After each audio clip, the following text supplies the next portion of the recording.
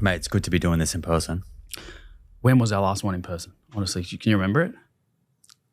It's got to be a year and a half. Way longer, bro. I think you've... That was at Waves Studio, must have been. I think it was with Alan Flanagan.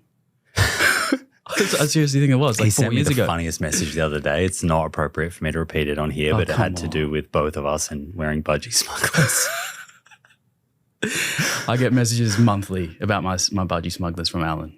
He's a good man. I'm having this coffee that you bought me, and my new protocol is to we'll get into that. Swish it with some water straight afterwards, which will come up today. Everyone's talking about Belle Gibson at the moment. Yeah. There was the Netflix documentary. So there was a documentary which was the search for Instagram's worst con artist, and then there was at the same time like a TV series with actors that sort of walked you through this story of this Australian influencer. For those who haven't caught this, her name was Belle Gibson. She was like very popular. Do you remember her when she kind of rose to fame? I actually, the first time I ever heard of her was when I watched the doco. So all of this happened, right in front of me, and I didn't even see it. Yeah, I was riding this wave. Like I was surfing the Belle Gibson kind of rise to fame at the time. Yeah.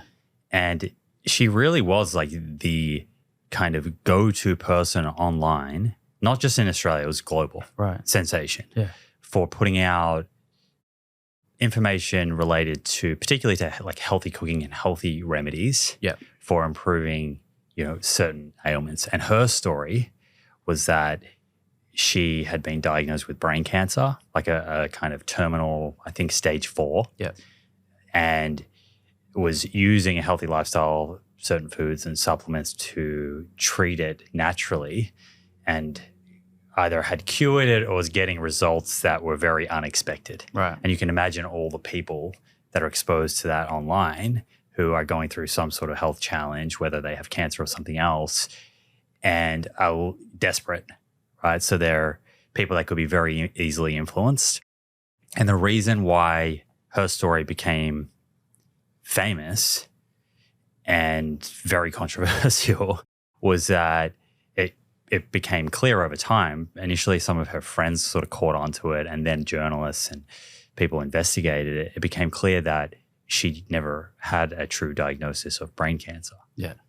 And this was 10 years ago, right? So 2017 is when it all came out, and that was after she had signed a deal with Apple. Right. So she had this whole pantry, and that's the app. That's the app. And I think the book was the same name, which Penguin Random House did a deal with her. So she was like collaborating with household names, trusted brands. Yeah, massive But brands. no one had really asked the question. Right? Everyone just took her story at face value. Yeah. No one asked the question, does this girl actually have brain cancer? Yeah. And she was, she looked healthy. It was a very convincing, compelling story. Yeah. And her app was kind of beautiful. Like the food looked great. Well, credit to her. Like put aside the controversy and everything that she did wrong. Yeah.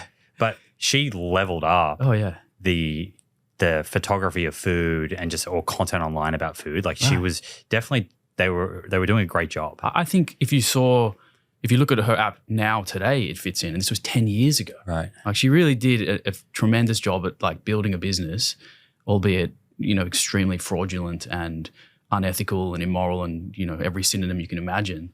But if you look at what she actually did and her rise to fame and how many people of like a high position at big companies just didn't ask questions. And it does make you think like, how many people are doing that today? Like, is it happening right now? Especially, she built her platform 10 years ago. Was it Instagram? I imagine it was Instagram. She was or Facebook. doing it mostly through Instagram. Okay, let's say Instagram. So she built, let's say, 200,000 followers back then.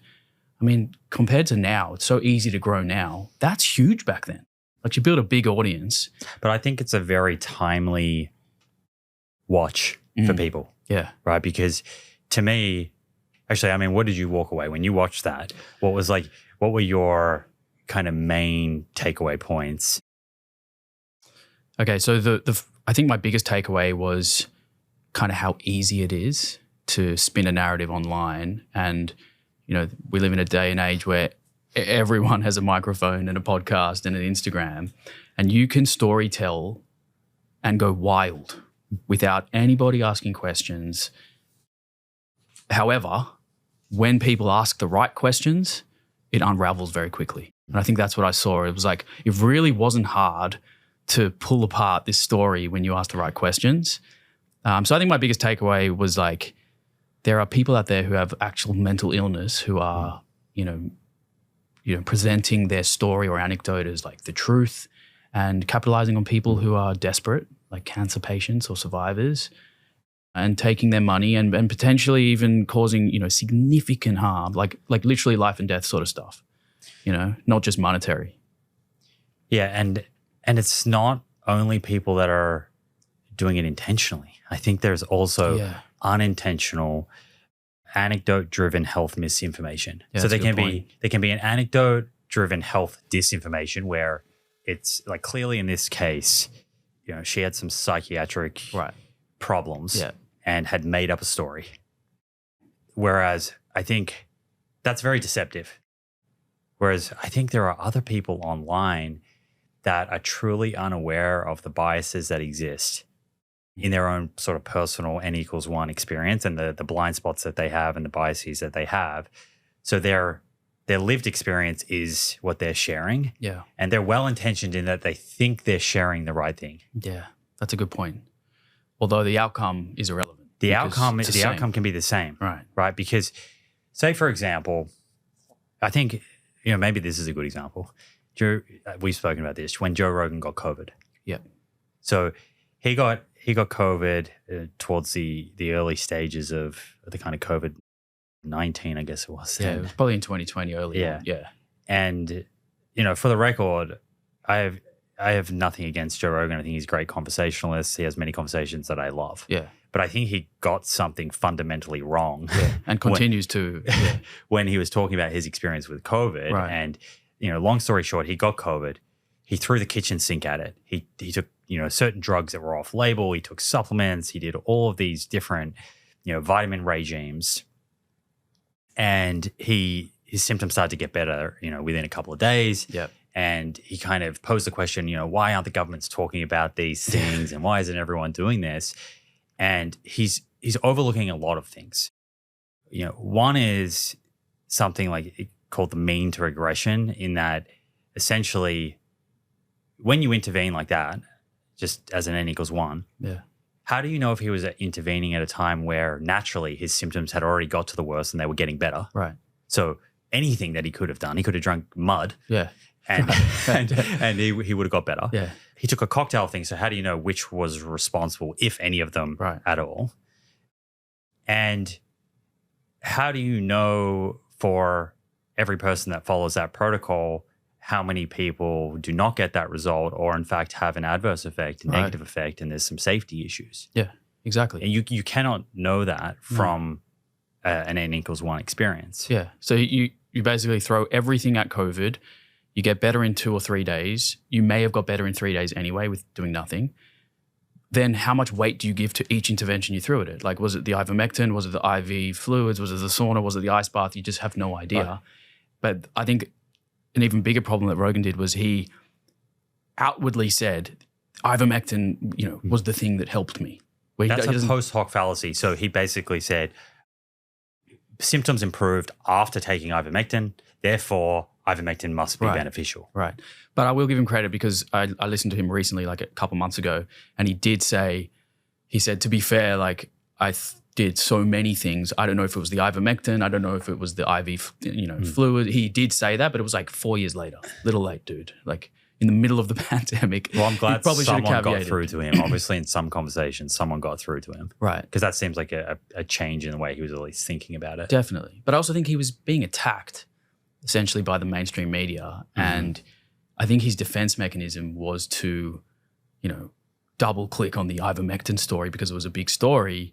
And it was him versus the media at that point. So he just wanted to fight back in any way he could. If he said, yeah, you're right, maybe it wasn't the ivermectin, maybe it was this or that, it kind of doesn't look as good. And the other thing that we cannot discount, which is conflated, people often think that when you talk about this, you're saying that it's in someone's head, is the placebo effect. Because the placebo effect is real. When you think you're you're taking something that is going to be beneficial, there is going to be benefit just from that. And the only way to measure what the independent effect of the intervention is to have a placebo group. So both groups think that they're taking something that's going to help them, but one group is given the intervention and one is taking something else that we know has, no effect or hopefully has no independent effect. Yeah, it's a good point. And the nocebo effect is real too. But I think another big point is in the case of, is it Belle Gibson? It's Belle Gibson, yeah. In her story, if she's telling people to follow her cookbook and eat her recipes, what is that replacing from a medical intervention standpoint, right? From the COVID standpoint, Joe was kind of in a place where it was like, hey, let your immune system just do it naturally and take X, Y, Z, here's some interventions. But what were those people not doing that could really protect them? Maybe not getting vaccinated, I don't know. But in this case with Belle Gibson, they may stop their cancer treatment to follow the cookbook. Yeah, right. It's a spectrum as to what the potential downstream consequences are. Right. So if it's do nothing and let your immune system handle it, I don't know if that's advice is great, but it's certainly not as bad as don't do anything, stop your chemotherapy, stop your cancer therapy, and eat from my cookbook.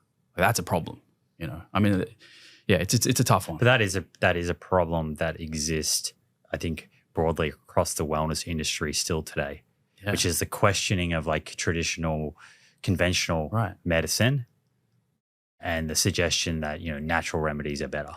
I think now more than ever. I think it's the worst that I've ever seen it. I think we spoke about this last episode, but it feels like the COVID-19 was this pivot point where the antitrust, anti-science, anti-medical community, they all went into the natural remedies and, you just need supplements and sunshine and lifestyle, and it's gone so far. Right. And when you put some of these things under the microscope, like for the Netflix series was called Apple Cider Vinegar, but it wasn't necessarily a deep dive into the science of apple cider vinegar. Right. But the connotation was that it's snake oil. Like this was a natural remedy that was put forward by wellness influencers as, something that could be a bit of a cure-all. Yeah. Right. But you and I have done a deep dive, which we're going to share. And when you look at the science, there are grains of truth to certain claims, but there are a lot of claims that are exaggerated. Yeah. I think the choice of title is even interesting in and of itself, like apple cider vinegar. Because obviously, as you say, the connotation is like, does this thing really work? I learned a lot researching, like actually trying to look into some of the science around apple cider vinegar. I think before the documentary, my thoughts, actually, let me tell you the introduction that I had to this, because this is kind of interesting. So when I got diagnosed with type 1 diabetes, obviously, like as soon as I was diagnosed, it was like my whole world caved in. Life was over. That was the mindset I had. I truly didn't think I could live a good life, right? And I was kind of hesitant to just start taking insulin and go down this, all of these drugs. And I didn't know anything about it. So I was looking for natural remedies, right? Which obviously I didn't know at the time, but you can't cure type 1 diabetes. But what I found on the blog sphere was like cinnamon, apple cider vinegar, like all of these glycemic agents that are like naturally occurring that people would recommend. And the claims were huge. Can I ask you something now? Yeah. What do you think it is about this bias towards something being natural being a better option? Because like just fundamentally, we only have to look at things like heavy metals, they're natural, tobacco's natural. Yeah. We know that that's not always the case. The bias towards the naturalistic. It's a naturalistic kind of fallacy. You know what I think it is? I think we associate pharmaceutical intervention with potential side effects that are like a long list of side effects. And also people that have put profits ahead of your health. Right. So someone's making money. Yeah, someone's making money off me. There's side effects that may be way worse than the benefits that I'm getting from the medication. But interestingly, as we've sort of looked into, there's side effects to almost everything. And also there's profits at play within the wellness industry, within the natural remedy space. Right. It's less governed, but there's huge profits. Right. Yeah, and I just think as human beings, like I still to this day, honestly, if I can get, a somewhat equal benefit from a natural intervention, I'm going to go for it before I go to a pharmaceutical drug. That's just my tendency. But I'm not going to eliminate, I'm not going to stop taking my insulin and start putting cinnamon on in my smoothies and drink apple cider vinegar before every meal. Like that's what some people are Right, actually because doing. the magnitude of effect is different. Right. Exactly. Yeah. Huge. Yeah. You can have massive And the differences. clinical evidence and the known information about reduction in risk of disease and complications is completely different. Right. Yeah. I mean, it does come down to a risk benefit. And I think that people feel like the benefit or the risk of taking pharmaceutical interventions is very high, and the benefit, even if it is quite high, it's just not worth the risk. That's the sort of mindset I think people have. I also think there's just a stigma about like an identity, being a person that's on medication. Yeah. Yeah. There's a kind of a bragging rights to being someone that's not on any medications. Right. Yeah, definitely. Like if you think of a healthy person, it's like how many medications you want. Right. Yeah, and if you can do it naturally, then, it's sort of like, wow, you did it. That's incredible. And I think that's why people fell for Belle's story, which was, at the end of the day, I mean, I don't want to do any spoiler alerts for people, but I'm sure most people have watched it by now. Do you watch it on Netflix? You can watch both on Netflix. Netflix, yeah. So just to be clear again, there's the series, which has actors in it, playing the roles of Belle, playing the role of her friends and journalists, or there's a documentary which is called The Search for Instagram's Worst Con Artist. Right. And that is with her actual friends, the actual journalists at like The Age or Sydney Morning Herald. I can't remember which paper. The Australian, I think it was, yeah. Yeah, that's one I watched, sort of like the doco. And she's in it. Not as playing herself as like an actor. Like they pull clips and she did interviews at the time. Unbelievable to see what she managed to do. The deception. Oh my God. And the fact she'd done it before. She said she'd had open heart surgery or something. There's some wild claims. And now she's in Ethiopia raising funds. That was not the twist I expected. How's that for a plot twist? Yeah. So she's learned nothing. But again, so this just shows the level of, mental illness. And I'm not trying to say that to be mean or nasty or anything, but like truly, I don't know what the condition is. I'm sure psychologists have like labeled it. Like she's mentally unstable with a huge platform. Going forward, I always bring up Stephen Novella. Yeah. I've got to get this guy on the podcast. We should interview him together. Okay. But I bet you, just reading his work and hearing him speak, he would say that this history will repeat itself here. Yeah. People will keep getting fooled by storytelling online. Literacy is valued sort of higher than storytelling. And so the question that beckons there is, how do you improve scientific literacy across the population so people can spot this? Yes. Because we're having these conversations and we're able to highlight red flags and green flags, but we're speaking to an audience that's deeply engaged in science. Right. Is that information ever going to get into the hands of the general population, and does it need to? Yeah. Is it scientific literacy or is it just gullibility? Like, are people just very gullible and they like hearing what they want to hear? I think there is some literacy, like the things that we just stepped through before, like the fact that there is a mean to regression and conditions are often naturally getting better, the fact that placebo effect is a real thing. Like if you understand the limitations of an anecdote, then when you see them online, you're exposed to them, you know that they're, perhaps you shouldn't be changing your lifestyle choices or, the supplements or medicines you're taking based off that story alone. But have people not just lost the intuition to like spot a con artist? Because I feel like now that we have so many people online, speaking about different things that are going to add years to your life or reverse this, like where is that gut feel of like, oh, I don't know if I should trust this person? I feel like people just listen to everybody. There's maybe a subset of the internet now that's like anti, right? But I think a lot of people hear a story, especially if it's got a lot of views and a lot of likes, they go, oh, okay, it must be true. But like I typed in Apple Cider Vinegar on YouTube, not the documentary, the actual product, to see what people had said. And it's like 3 million, views, 5 millions of views around these like health benefits. I think people see a massive view count and go, oh, it must be something that works, without even like really taking a look into it. Like the amount of research we have to do to figure out, is this a product or an intervention that actually works? It's like we're still going. Like it takes hours of research. Like we couldn't even read all the papers. end to end. So like, why would you just watch a video and listen to somebody and go, okay, they must be telling the truth? And there's a lot of selective reporting there. Yeah. Right? Like you're only hearing the positive outcomes usually in all of these kind of, whether it's the diet tribes or apple cider vinegar conversation. The people that are having a negative effect or no effect aren't really jumping on and creating content.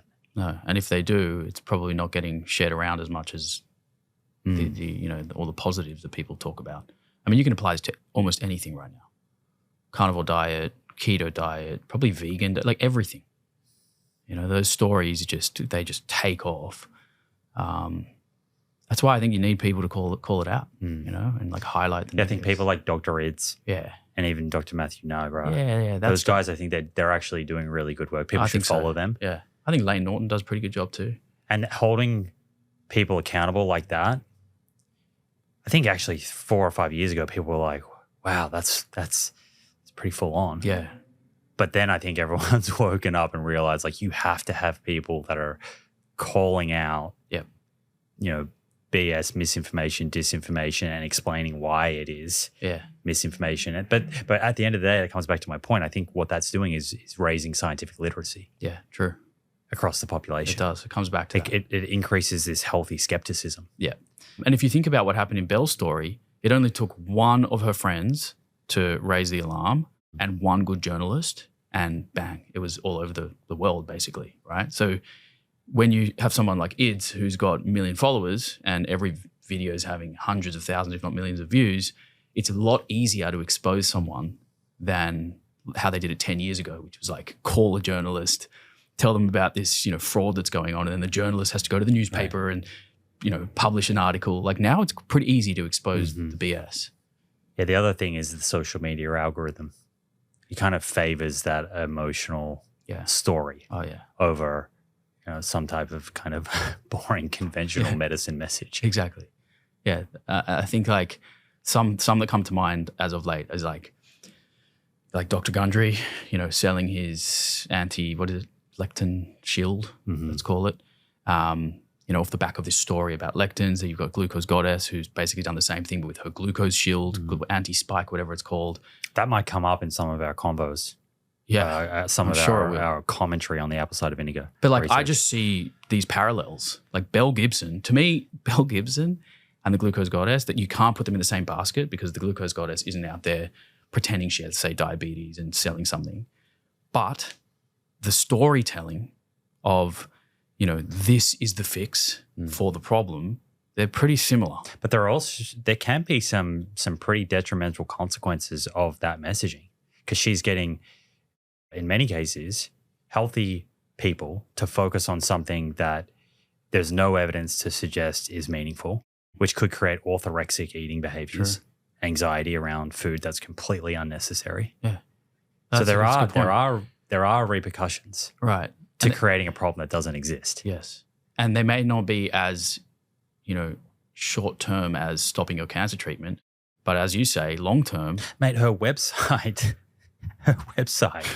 has photos of McDonald's burgers and fries, and unless it's been changed, when anti-spike, her supplement, came out, had photos of those foods, suggesting, connotation was you can eat those foods, take this supplement, and your blood glucose will be healthy. That's a message that I think has consequences. Yeah. I remember her first promo video where she launched the product was like eating donuts and candy and McDonald's, and just take this pill before you do it, and you're going to mitigate all the negative effects of the food. It's crazy stuff.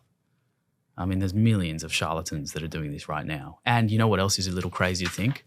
We're highlighting the ones that have the biggest audiences. But mate, there's like millions of micro-influencers with small following, 4,000, 5,000 people doing the exact same thing. It is everywhere. It is literally everywhere.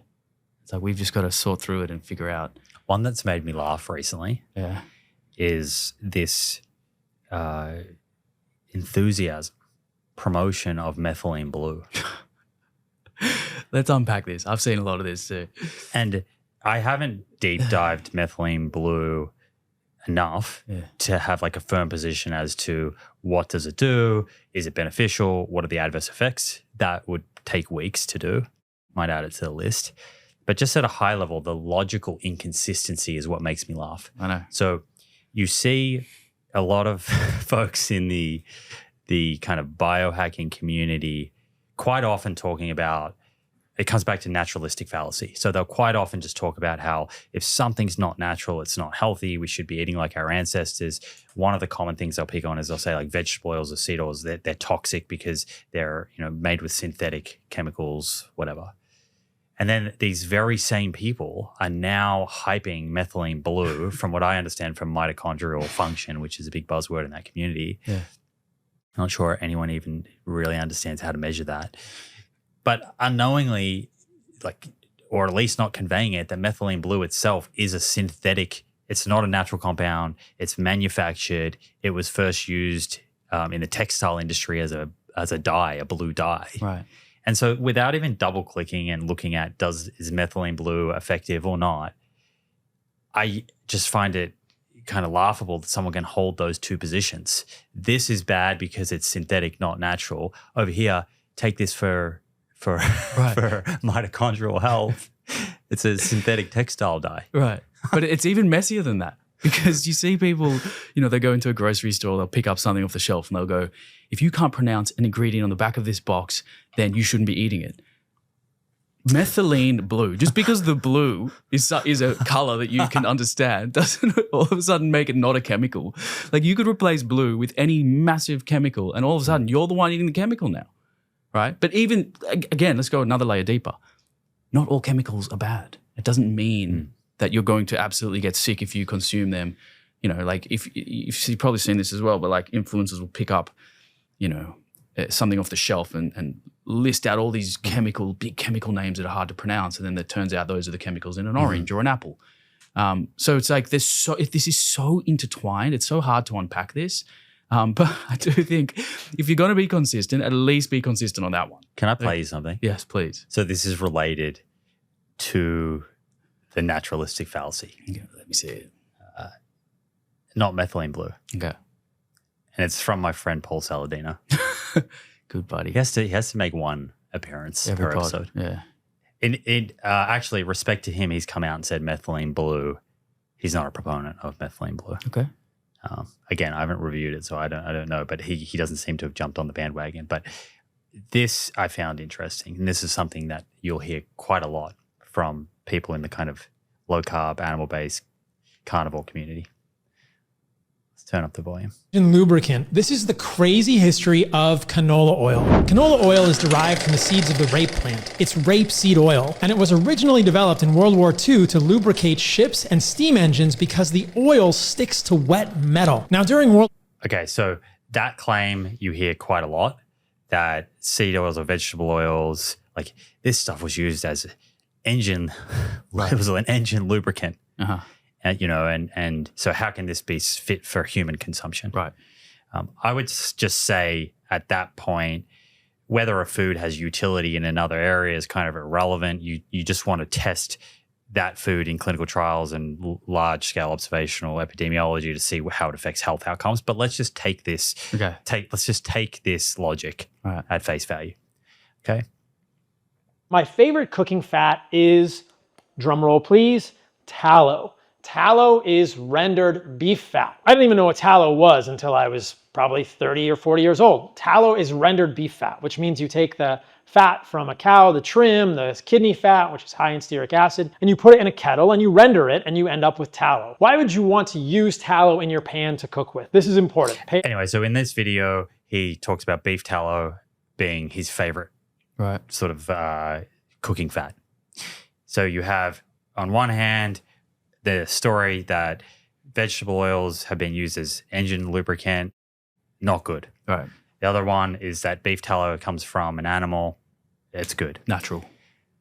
The interesting thing that Paul is overlooking here is that tallow has been used as an engine lubricant as well. In fact, before canola, tallow, and I'm quoting off off a link, I'll put this in the show notes. Tallow can be used for the production of biodiesel in much the same way as oils from plants are currently used.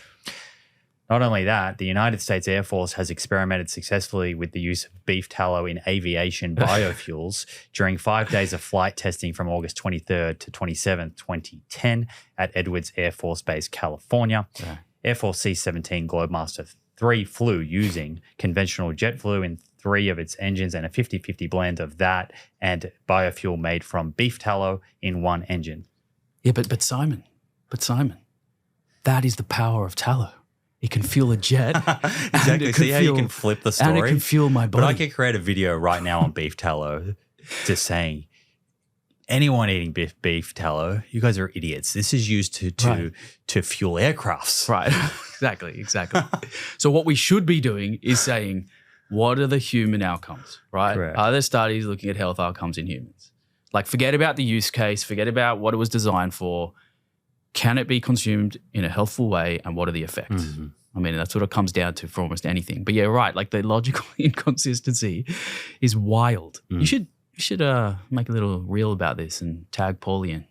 Love to hear I his might try response. and collaborate. I'll suggest a collaboration. Invite him on as the a post. collaborator. Please do that. He won't accept. No chance. Should we go through apple cider vinegar? Have we said everything we wanted to say there on the documentary, the Netflix series, before we actually go through the evidence that looks at apple cider vinegar claims?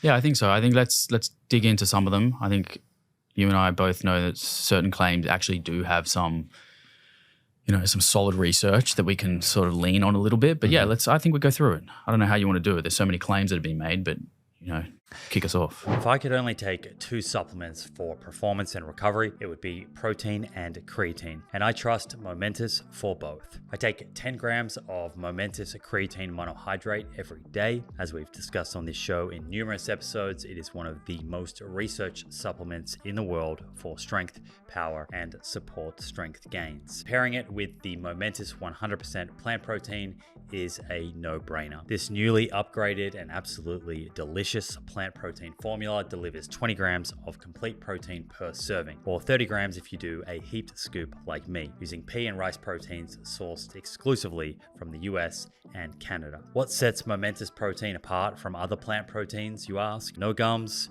fillers, or artificial ingredients. Just smooth, great tasting protein that mixes effortlessly into your routine. And just like their creatine, the Momentous 100% plant protein is NSF certified for sport, which means that it has been tested for purity and safety and is trusted by professional athletes. Try these supplements today at livemomentous.com and use the code LIVINGPROOF for 20% off. That's livemomentous.com and use the code LIVINGPROOF for 20% off. Fuel your body with the best. That's probably a good place to start. So we've itemized the claims.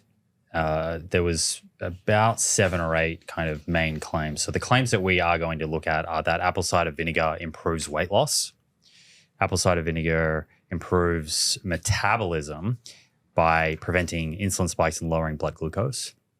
It improves cardiovascular health, improves gut health. Got a bit of wind here. Alfred's in studio. Cyclone Alfred's blowing the put it on papers this. around. It relieves acid reflux, has antimicrobial properties, kills harmful bacteria, helps the body detox, and whitens teeth. So and clears acne. Those are the claims that we're going to look at. There's probably more online, but they seem to be the most common ones. Yeah. And I think it's important to state that the majority of the research that has been done is on vinegar in general. So some studies use apple cider vinegar, some use other types of vinegar. Yeah. The commonality is that they all contain around 5% acetic acid. Yep. That's what contributes to that tartness, kind of sourness that you get from vinegar, and is thought to be what drives the majority of these health benefits, not other compounds that could be found in the vinegar. For example, in apple cider vinegar, there are trace amounts of polyphenols. And whether or not, and also some probiotics, if it's a raw apple cider vinegar, whether or not they have effects is pretty much not known today. There's hardly any research looking at that. High level, apple cider vinegar is made through a 2-step process. So the first is the yeast ferments the natural sugars in apples and turns them into alcohol, which makes cider. And then there is bacteria that's added, which converts the alcohol into acetic acid, which, as I mentioned, gives vinegar its sour taste and strong smell. And then if it's a raw, unfiltered product, it has the mother. Have you heard of the mother? Yeah, you can see it in the... Right, so you can see like those little floaty stringy bits. Yeah. That is the mother. That is these probiotic bacteria. Again, we don't know a lot about those. And there is these polyphenols in apple cider vinegar, similar to, I mean, there's polyphenols in apple. Right. So they just kind of make their way through to the apple cider vinegar, and they include polyphenols like quercetin, catechins, epicatechin, caffeic acid. The list kind of goes on. And there is a school of thought, even though this is not understood, that the fermentation process actually makes these polyphenols more bioavailable. Interesting. Okay. Again, we don't really fully understand that. Apple cider vinegar from a pH level, as you might predict or assume, is acidic. So the pH is between 2.5 to 3, which becomes relevant as we look at some of the claims and effects that it has on the body, particularly when we think about digestive tract issues and dental health, which is what we alluded to at the beginning. Yeah. With the swishing of water after you have coffee protocol. Because of the acidity of coffee. There's some overlap there. Yeah. Coffee's also quite acidic. I guess it might be helpful just for me to do a high-level overview of where I've landed on apple cider vinegar. Yeah.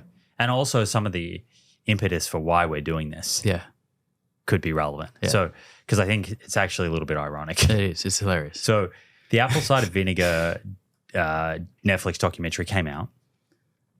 Again, it wasn't about apple cider vinegar specifically. It was just a connotation that it kind of represented the wellness industry pushing something that maybe has mixed evidence or not a lot of evidence to support exaggerated claims.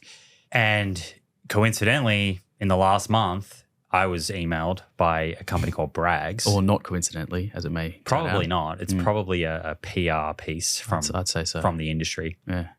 From Bragg's asking if I would have them as a sponsor of the show. And I think I've mentioned this in previous podcasts, but I have a filter that I run potential podcast sponsors through, and I've turned down many. Like having sponsors is an important part of being able to make this content free. Right. So I have to bring some sponsors on to pay for studio like we're renting right now, to pay for production. There are costs to produce the show. Right. And the time. But I want to make sure that I'm bringing partners on that actually have a product that I believe is valuable, and I'm prioritizing the health of the listener above just profit. Right. So I'm trying to make this show work while doing the right thing, basically. Right. Yeah, exactly. We spoke about this last episode. Yeah. And it can be challenging. Like I've turned down some pretty good offers where I'm lucky that the podcast network that I work with, which is Rich Roll's business, Voicing Change, they have very good values. So they understand, which is why I wanted to work with them at the beginning. They understand like what my value set is I'm going to knock back like quite a lot of things, even if commercially they're pretty attractive. Yep. So I got this offer, and my knee-jerk reaction was, I'm not touching this. There's a documentary out about this. I bet you most of the research is BS. And I said to them, can you go back to them and ask them, do I have to make health claims?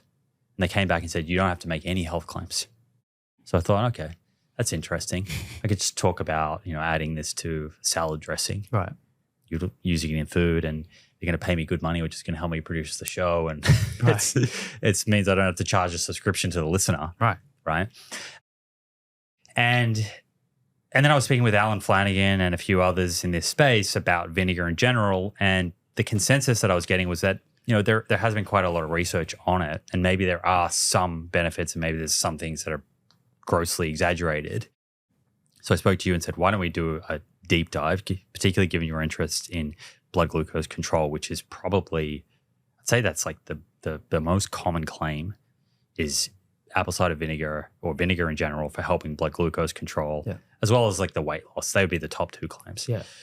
Why don't we actually sit down, review the literature properly, rather than just doing like a skim read of online or looking at what influencers are saying, And then at least I can make a decision as to, do I want to have them on? And if I do, what am I going to say about it? Right. Exactly. Right. Because they've given you the freedom to not talk about Which the I think is scientific great. claims. The fact that they came back and said, you don't have to make any health claims, I thought that was like pretty reassuring. Because sometimes brands will come and what they'll do is they'll give you a brief. I'm giving you a little bit of inside baseball here, guys. Yeah. They give you a brief. They say, we're going to pay, X dollars per episode. Sometimes they can pay a flat fee per episode. We're getting into the economics of podcasting. No, but this is interesting. Flat fee for an episode. Yep. Or they'll pay per 1,000 listens. Right. Depends on the brand, what they like to do. And often they'll give you a brief. And the brief will come through with dot points, suggestions, maybe some quotes of what other podcast hosts are doing, and perhaps a few parts that are highlighted, usually yellow, that suggest that you say these things verbatim. Right. And you see this on ad reads. And it's not said, but you realize that if you don't say these things verbatim, they're probably not going to be around next month. Right. So there's a bit of pressure there. It's like, hey, dangle the carrot. Look at this lump sum. There's a lot of money here, mate. But you got to say what I tell you to say. So to have full creative license and freedom and write whatever I want and say whatever I want about this product, that's good. It's a great starting point. Yeah. Can I just say something quickly? If you're listening to Rogan's podcast, I actually do listen to Joe Rogan. I know I talk a bit of shit about him around sort of the stuff we're talking about, like logical inconsistencies. I'd have a beer with him. I don't drink beer. I actually... But I would have a beer with him. I like the guy. I actually enjoy his conversations. I think his guests are unreal. And let's not pretend he's got the biggest podcast in the world. Anyway, if you're listening to his podcast at the moment, he's got this ad read for AG1 where he does a one take and like stumbles on his words. He hasn't taken the script and made it his own. It is literally what you just said. It's like, this is the word for word ad read. Read it as it is. But he hasn't even taken the time to finesse it. It's a train wreck. Like he gets his words wrong, he misses the commas, and it's just like you can just see straight away that this guy is reading off a piece of paper, word for word, what they gave him. And straight away, as a listener, and I can say this, and maybe I'm speaking for some of the listeners who will listen to you, is I lose trust immediately. I'm not listening to that ad. I don't believe a word he's saying because I know he's reading off a paper that the company gave him and they're probably paying him millions of dollars. So straight away, I'm out. I'm not listening.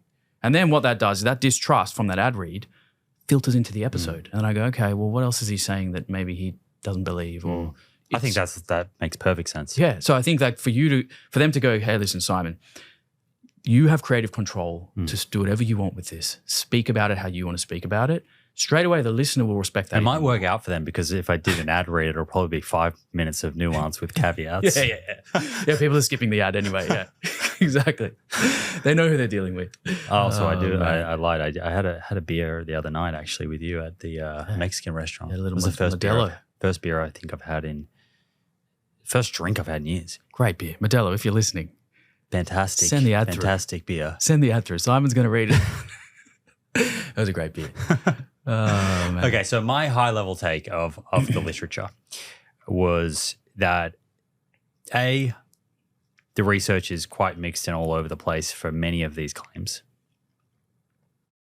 Usually online you'll just see people talking about the benefit and it's maybe cherry picking a single study and takes the results out of context, particularly like for blood glucose, which we'll come to. A lot of those in healthy subjects. I'm not sure the results are even meaningful. And little discussion around like who the subjects are, what was their baseline diet like, how long was this trial, how does it fit within the totality of evidence, are there contradictory findings and why, and very little regard for potential side effects. Right. Almost doesn't come up. Yeah. So what I walked away with this, that apple cider vinegar does seem to have a mild to moderate effect, at least acutely, on appetite. There are some mechanisms that could explain that. We might get into that. There seems to be mild weight loss over an 8 to 12 week period. There is some discrepancy, some really interesting discrepancy across studies. I'd say typically you're looking at, like 0.5 kilogram to 1.5 kilogram over a 12 week period. But then there's an outlier where in this Yeah, Lebanese right. study of young adolescent adults who were obese who lost 7 kilograms, and it was a well-conducted study. Right. We could get into it. So you could cherry pick that one study and push that on social media and say, expect 7 kilograms of weight loss. I don't think you can expect that. The blood glucose data, I'm going to let you expand more on that, but just generally, I think that there might be some benefits up for grabs if you're someone who doesn't have normal, healthy blood glucose control, if you have prediabetes or type 2 diabetes, insulin resistance. The claims for gut health almost non-existently supported by literature. It's animal literature. There's really no human data that supports the gut health claims.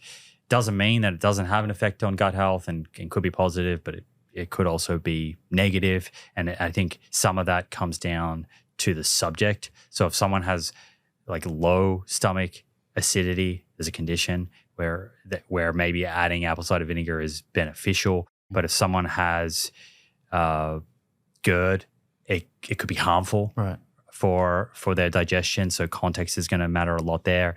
The effect on cholesterol seems to be tiny, minuscule, if not nothing, and like a distraction from things like fiber and type of fat that matters, shifts the needle a lot more. Couldn't see any real evidence that it relieves acid reflux.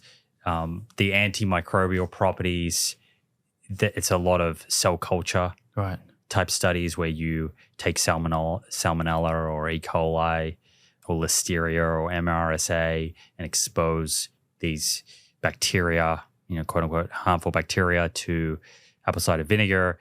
And there's some research that it can help kill those bacteria in a petri dish. But in humans, compared to antibiotics, what exposure amount, are there adverse effects, really unknown at this stage. Nothing around body detoxing. And that's really hard to sort of quantify. Like your body kind of, the liver and the kidneys do its own detoxing and skin. So that's a kind of a very ambiguous claim that's hard to test. That's one you hear a lot with lemon juice as well. Yeah. Lemon in your water in the morning to detox the body before you start the day.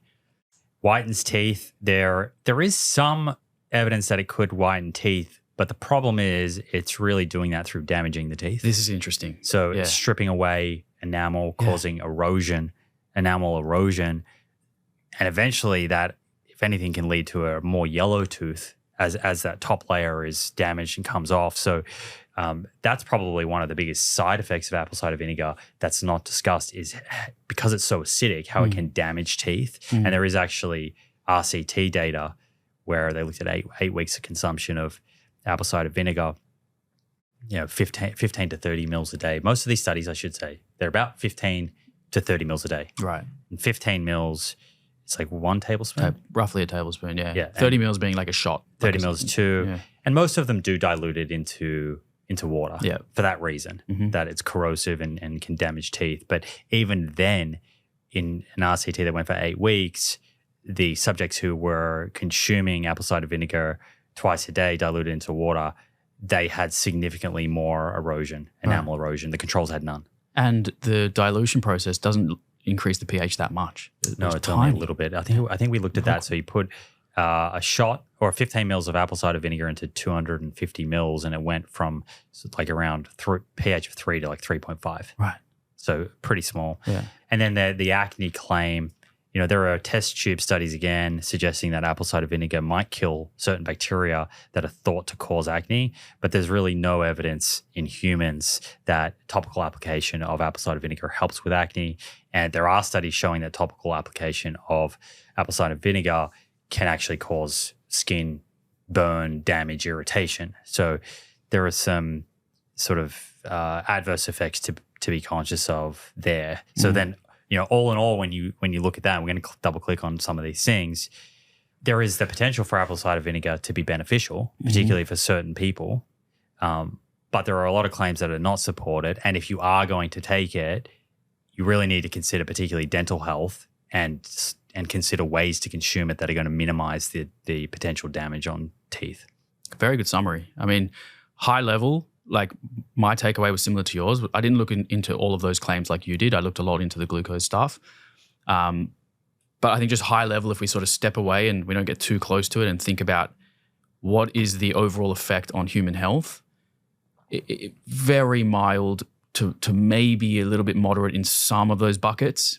But overall, if you are listening to an influencer who's like telling you that taking your apple cider vinegar in the morning or before bed or before your meals is going to change your life, I really think we need to have some nuance here, because even if it does have some of these effects or some of these claims, the magnitude of the effect is pretty small, especially when we compare it to other interventions that we know work really well, which I want to show you something later on. And I think that's the key point. It doesn't, because someone might push back and say, well, if it is helping improve blood glucose a little bit, right, and there's not a lot of downsides, like let's say you consume it in a way that's less likely to damage your teeth and you're not getting any GI upset, like what's the harm? It's not really that expensive. Right. I think it works out, if you buy it in mass, right, it's like 20 or 30 cents a day to have 15 mils. Yeah, totally.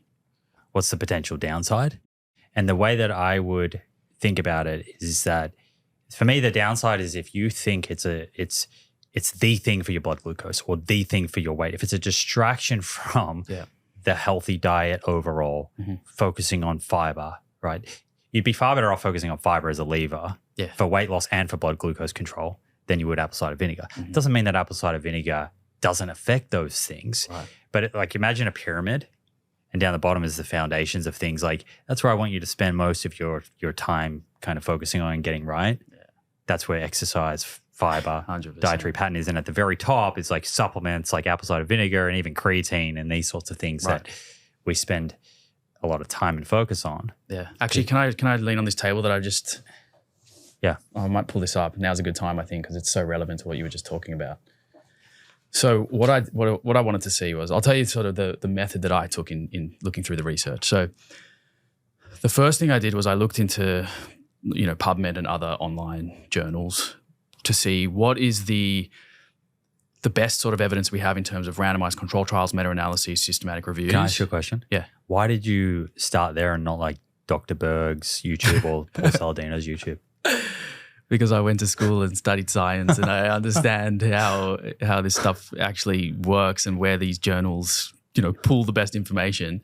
But I did go to Berg and I did go to Glucose Goddess as well, because I like to see both sides. And I also like to address, some of the claims that they made to see which ones were true, some of the claims they made to see which ones were completely false. And in their credit, some of the claims they made were actually true. But they left out all of the other stuff, which is what we mentioned, like what are the potential side effects. And some of the claims were just so bizarre and crazy. But yeah, I mean, I went to these journals and PubMed and all that, and I looked at some of the best evidence, so the randomized control trials, meta-analyses, as I just mentioned. And I wanted to see what is the effect of apple cider vinegar on blood glucose, insulin sensitivity, and actual health outcomes relating to diabetes. In particular, type 2, because that's the most, the majority of the population type 2. There's probably 10% of people with diabetes have type 1. I was interested in that as well. And healthy individuals without diabetes. So I imagine like 3 groups of people, okay? Well, we can call them 2 groups. People with diabetes, people without. Those that have diabetes, type 1 and type 2, what are the effects on certain, markers? So I wanted to know fasting blood glucose. So what is the blood glucose of the individual when they wake up in the morning? The effect on postprandial blood glucose, meaning after a meal, what happens to their blood glucose level? How high is the spike or peak, we should say, because again, spike, it's just one of those, it's semantics, but one of those, buzzwords that people are throwing around. Well, it has a negative connotation. It does. Spike sounds like it's not normal physiology. Right. And if you I know it's not as sexy, but you would rather say a glucose excursion or a glucose peak, because that's the scientific way to talk about it. But when you say anti-excursion doesn't have the same. Anti-excursion is not going to sell. No, it's not. I can't see a multi-million. But can you business. imagine if you okay, let's look at things that cause a heart rate spike. Right. They apply to anything: blood pressure, heart rate. You're not going to exercise, right? You can't do it because you got a blood pressure spike. Exactly. Yeah. The word spike, it needs to go. So I was looking at these different groups of people. What were the actual effects on blood glucose at different times of day? So fasting versus post-meal. What were the effects on HbA1c, which is a marker of 3-month blood glucose control? Then, I couldn't actually find many studies looking at hard outcomes in terms of maybe fewer complications, like diabetic complications, because you need to run these studies for 10 plus years. Retinopathy. Right, exactly. You're not going to see that in 8 weeks. To my knowledge, you're not going to see that in 8 weeks. Anyway. I mean, even in 8 weeks, are you going to see changes in HbA1c? It's a little short. It's a little short. You probably need 3 months. You actually might. But if you really want to get a good indication, you want the sort of the span of the red blood cell. Is it 120 days, roughly 3 months? Right, but even then, like some of the effects of something like apple cider vinegar might take weeks themselves. So therefore, you would need more than 3 months. You'd need 3 months from like the end of taking it for 12 weeks. Right, exactly. So I looked into that, and then I wanted to see how do the effects of apple cider vinegar compare to other known lifestyle factors and interventions that also have, effects on those similar biomarkers that we were looking at. So obviously this is a little bit generalizing, but roughly when it comes to reduction in blood glucose, roughly apple cider vinegar is going to help to reduce blood glucose by about 10% to 30% postprandial blood glucose excursion. Right, so when you look at that peak, roughly an hour after you eat a meal, let's say you sit down for a bowl of pasta, and right before you eat your pasta, you dilute 30 mils of apple cider vinegar in water, you drink that, you eat your pasta. The peak of the blood glucose elevation might be probably at best 30% lower than what it would be without drinking the apple cider vinegar. 30% sounds pretty good, right? Then you've got to think, 30% of a small number is a pretty small number, right? So if you're having a blood glucose excursion that is in the normal range anyway, what is the clinical relevance of a 30% reduction in that blood glucose? This is what's overlooked though, because the whole narrative and conversation around spike is that the lower the better, but it's overlooking that if your baseline spike after eating a meal is actually within a normal physiological range, there's no evidence to say that doing anything to bring that down a little lower is beneficial. Exactly. It actually gets more confusing. So think about this. Let's say, because we know that the acetic acid in apple cider vinegar slows down gastric emptying, which means that the rate of glucose that enters the blood is now slower, which means the peak is not as high. But what if the area under the curve is actually higher? So yes, because it takes longer to get returned back down. It's like drip feeding glucose into the blood over 5 hours instead of just having a nice healthy spike or peak. Your pancreas secretes insulin. You come back down into the normal range pretty rapidly, which is a great healthy response. If you look at the area under the curve, there is a case to be made that the slow gastric emptying, if you have it with a mixed meal, let's say you're eating a pizza, you've got lots of saturated fat, lots of refined carbohydrates, you take your apple cider vinegar, how do you know that your area under the curve is not going to be even bigger when you add apple cider vinegar in and you have this like delayed gastric emptying? I think that someone like glucose goddess or Dr. Berg would push back and say, well, it's the height, it's the spike that matters. That's what's like damaging blood vessels. I don't even think we can say that based on the evidence, not just in apple cider vinegar research. I'm talking about just glucose excursions in general. I don't think that claim is supported. Within a healthy range. Within a healthy physiological. So just to be clear, we're not talking about someone with prediabetes or type 2 diabetes, right? Whose glucose excursion 30 minutes post-meal is above what you would say is healthy. Correct. So like let's say your blood glucose is 5 to begin with, and it elevates to 12. I'm talking millimoles. I don't know what that is in milligrams per deciliter. A lot of people you've got a conversion table here. Brilliant. Great work. So, read that out. So this episode is proudly brought to you by 38 Terra. Try 38 Terra's DMN prebiotic, the science-based daily multivitamin for your gut microbes, a simple and delicious way to take your gut health to the next level. Now back in stock in new and improved packaging for customers living in the United States, Australia, and New Zealand.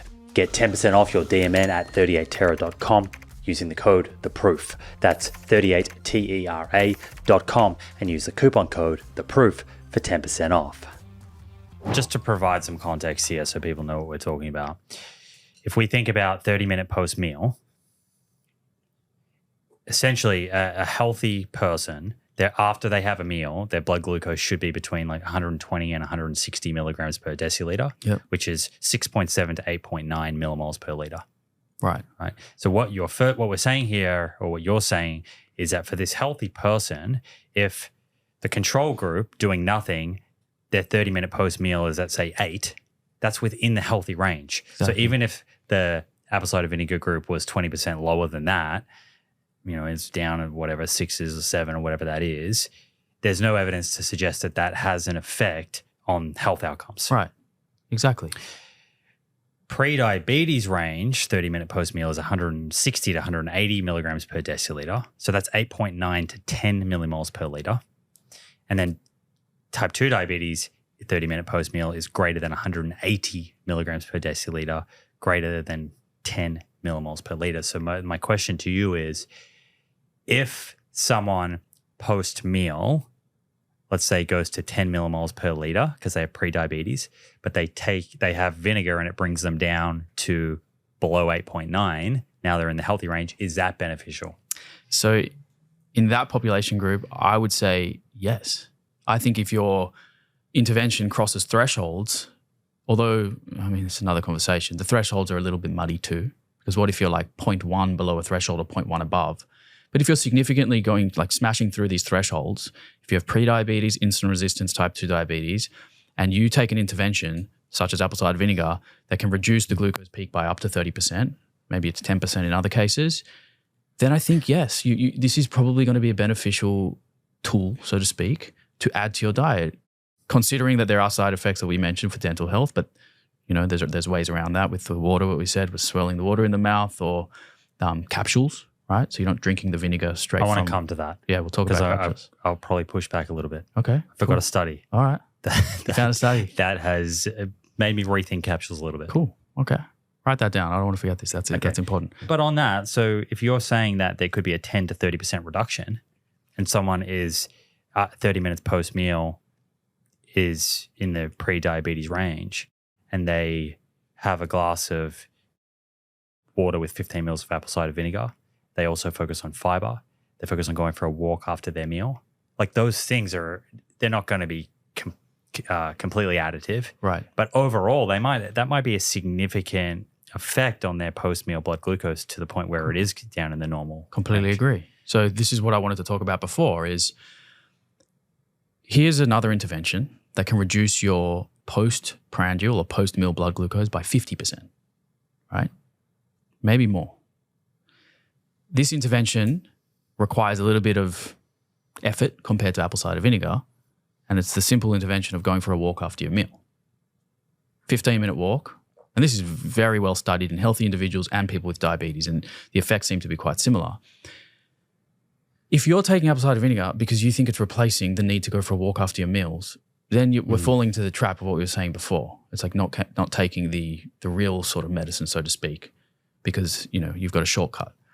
I'm saying what you're saying. Like fiber, for example, adding fiber to your meal can reduce your blood glucose peak by 10 to 25%. So very similar to apple cider vinegar. So like, why do we think apple cider vinegar gets all the spotlight compared to fiber or going Simplicity. for a walk? Yeah, so ease. Exactly. You don't have to change anything. It's just additive. It's like a pill. It's like taking a pill. Right. Easy to do. So think about it more as a tool that you layer in.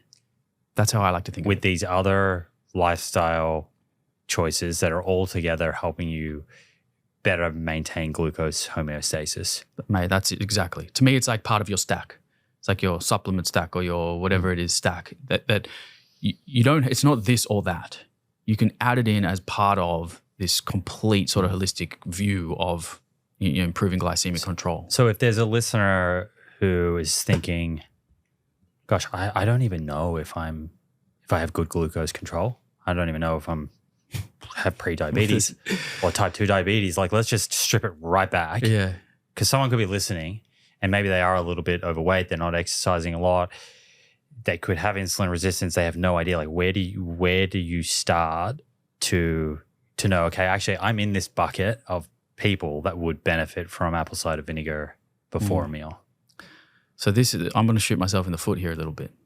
But for the people who are either at risk of type 2 diabetes or pre-diabetes or already have some degree of insulin resistance, what do you think I'm going to say? We've spoken about this a lot. I actually think using a CGM will be beneficial, right? So I know I talk a lot of shit about people who use a CGM that don't need it. But I'm talking about the CGM use in healthy biohacking athletes who really don't need to be using a CGM, right? So the data that they're getting and the learnings that they're getting from CGM are kind of meaningless because most of their biomarkers are within the normal physiological range, if not like really good numbers, right? But if you actually have a family history of diabetes or pre-diabetes, et cetera, and you're on that spectrum and you're either diagnosed already or heading that way, then I think seeing these peaks using a CGM is going to help you to understand whether or not these interventions are working. So like if you eat a meal on Monday, you have porridge for breakfast and you see what it does. You do it again on Tuesday, Wednesday, Thursday. Then the next week you have apple cider vinegar before it, or you go for a 15-minute walk before the exact same meal, same time of day. And you can see clearly that your blood glucose excursion is not going outside the physiological range and you're in that sort of target zone. Then you know that you're going to get some benefit. Can I ask you a question? Because we'll put this table into the show notes, which shows people what a healthy range, pre-diabetes range, and diabetes range is for 30 minutes post-meal and also 2 hours post-meal. So like if they were wearing a CGM, they can look at their reading and see on this chart where they fall, right? Yeah. But my question to you is, and I think there's a misunderstanding out there where a lot of people, because type 2 diabetes, I believe from a diagnostic point of view, 2 hours post-meal is a kind of one of the criteria, not 30 minutes post-meal. And it seems to me, you can correct me if I'm wrong there, that people look at the 2 hour post-meal levels and think that that's where your blood glucose should be at 30 minutes after. So they're getting very confused. So we know that blood glucose is going to go up at sort of at 30 minutes. That's where it's like peaking, 30, 45 minutes to an hour. Yeah. And then it comes back down. Yeah. And where it is at 2 hours is very important from a diagnostic point of view. But that level, like let's say, for example, a healthy level, 2 hours is considered less than 7.8. But 7.8, 30 minutes after a meal, if you're above that, is actually can be normal. 6.7 to 8.9, 30 minutes post a meal is normal. Correct. So you have to be careful which one you're looking at. If you're looking at a 2 hour post meal, you don't have to be under that level at 30 minutes. That's a very good point. Yeah. So again, that comes back to our fixation on the spike. It's all about the spike, right? People are just looking at that 30 to 60 minute post meal number. If it's gone too high, trouble, which is just not true. It's that 2 hours very, very important. I think three metrics are important for overall. I think it's the glucose elevation or the spike, your 2 hour post meal number, and to get a bigger picture, your HbA1c. And maybe fasting blood glucose. Fasting blood glucose. Right. Exactly. Fasting blood glucose and maybe time in range if you do wear a CGM, which a lot of people with diabetes wear it. Time in range is huge as well. So you could wear a CGM. You're going to use this table. You're going to look at your 30 minutes after you eat a meal, 30 to 60 minutes. Yeah. Where is it going to? Yeah. Quote unquote spike the excursion. And let me tell you from personal experience, because I have type 1 and I wear a CGM all the time and I'm looking at these excursions after every single meal. Walking after meals is the most unbelievable tool that I've found. Honestly, like I could point to cinnamon and apple cider vinegar and these things that have like small effects. Walking after meals, which is fairly accessible for most people, depending on your injuries or if you have diabetes, some people have like foot ulcers and things like that. But it just 10 to 15 minute walk can flatten that curve. And there could be the difference between thresholds, right? So let's say your blood glucose is 5, let's say 6, right? Blood glucose is 6 before your meal. And after an hour after your meal, it may go up to 12, right? If walking can have a 50% reduction in peak, you might go from 6 to 9 instead of 6 to 12, right? So the size of that peak will reduce significantly. So I think we need to be leaning on all of these interventions at once, test it out with a CGM if people want to, or don't worry about the data, trust in these tools, and you don't have to always see the number to know whether something's working, right? Like, would you agree that if I encourage you to go for a 15-minute walk after 3 meals a day, but you don't collect any data, you have no idea what your blood glucose is doing, it's probably going to be beneficial in more than one way. Right? Sure. I get my question earlier was just more around someone who just has no idea. Okay. Like, maybe they're not even doing routine blood tests. Like, you should know where your HbA1c and fasting blood glucose is as a kind of a foundational baseline. Yeah. At least on a yearly basis. Yeah. To know if you are in the healthy range, pre-diabetes or Yes. type 2. Yeah.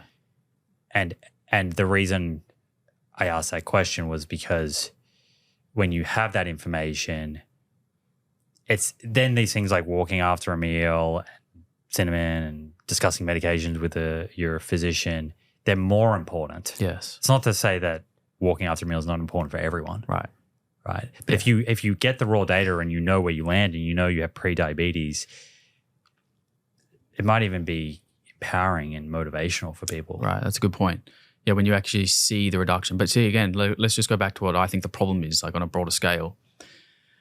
Most of the millions of people who are watching Glucose Goddess video, Berg video, are already healthy people without diabetes, without pre-diabetes. It's this like somewhat, I don't want to privilege is the word, but like if you have the time to be looking into biohacking and the money to spend in biohacking, you probably don't have these chronic conditions that come from being sedentary and overeating for decades upon decades. But wearing a CGM, to push back a little bit, Yeah. that actually for this population, like let's say I wear a CGM for 2 weeks. I notice that my 30-minute post-meal is in the healthy range, my 2-hour post-meal, healthy range, my HbA1c is healthy, my fasting blood glucose is healthy. I can then pretty much say I don't need to hyper-focus on all this information from Glucose Goddess. Yeah, that's a good point. It can take the stress away, the anxiety around this health information. And I've met many people who have worn a CGM, and like a friend of mine, for example, who I've trained with at the bars, he wore a CGM for 30 days. And I said, what were your major learnings? What were your biggest takeaways? And he said that I'm healthy and normal. And then I kind of laughed it off and be like, what a waste of time and money. But actually, to your point, that is kind of freeing. You know, in this social media sphere where you can't eat anything, you can't do anything because everything's trying to kill you. If you can wear a CGM and go, actually, I'm so normal, my physiology is working just how it should, I can just live a nice, stress-free, healthy life and not worry about these numbers. As long as you have the context of looking at your results, saying, oh, wow, I'm in the healthy range for all of those, my glucose homeostasis is great, and not being led to believe that even lower from there is better, like lower is better overall. True. Right. Which is, again, another... Because I also think that there is a bit of a narrative that to optimize, let's use the word optimize, then you want to just flatline blood glucose as much as possible. Yeah. But there is no evidence that, at least I'm aware of, that if you test your fasting blood glucose, it's normal, 30-minute post-meal is normal, 2-hour post-meal is normal, HbA1c all in the normal range. I'm not aware of any evidence to suggest that changing things in your life to get those things lower is beneficial. Right. I agree. I haven't seen any evidence. In fact, the stress of trying to keep a flatline blood glucose may be worse for your health than the glucose level itself.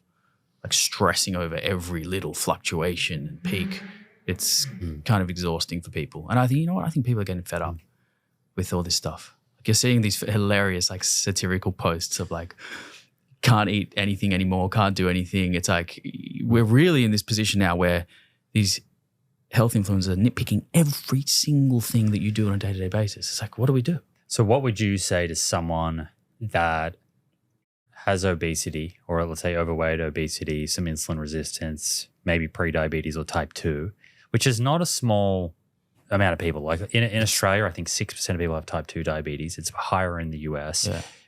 I think it's about 16 to 20% have pre-diabetes diagnosed. You know, so you're talking about a quarter of the adult population have pre-diabetes or type 2. And then it's like 66% of adults are overweight or obese.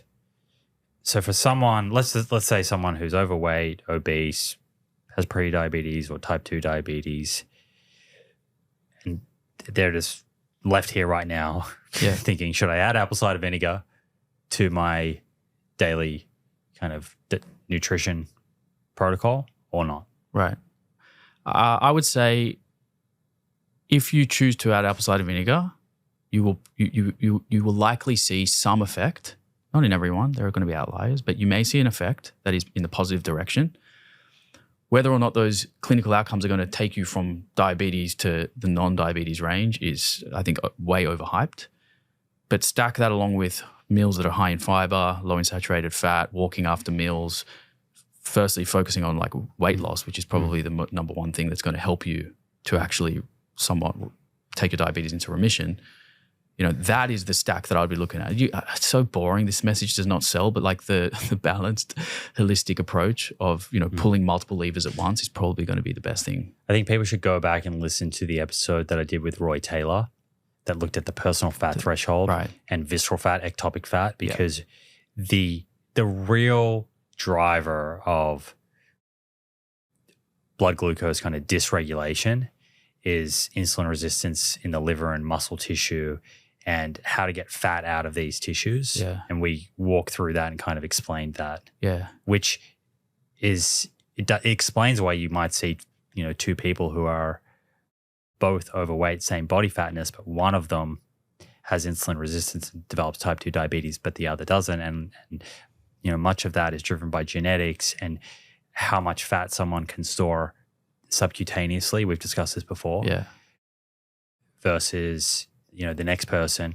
And some people have this great capacity to store fat under the skin that sort of protects them from metabolic it's a healthier disease. fat, so to speak. Right. Yeah. So they can put on more weight, store it subcutaneously where it's a little more benign, has less effect on insulin resistance, whereas the next person at the same body fatness has a lower capacity to store fat under the skin, so it spills over and starts going into the liver, into the pancreas, and that's what drives the insulin resistance increase in blood glucose and eventually a diagnosis of pre-diabetes. So you have to, top of the list, for someone that has pre-diabetes or type 2 diabetes, is really getting fat out of places where it shouldn't be stored. Yep.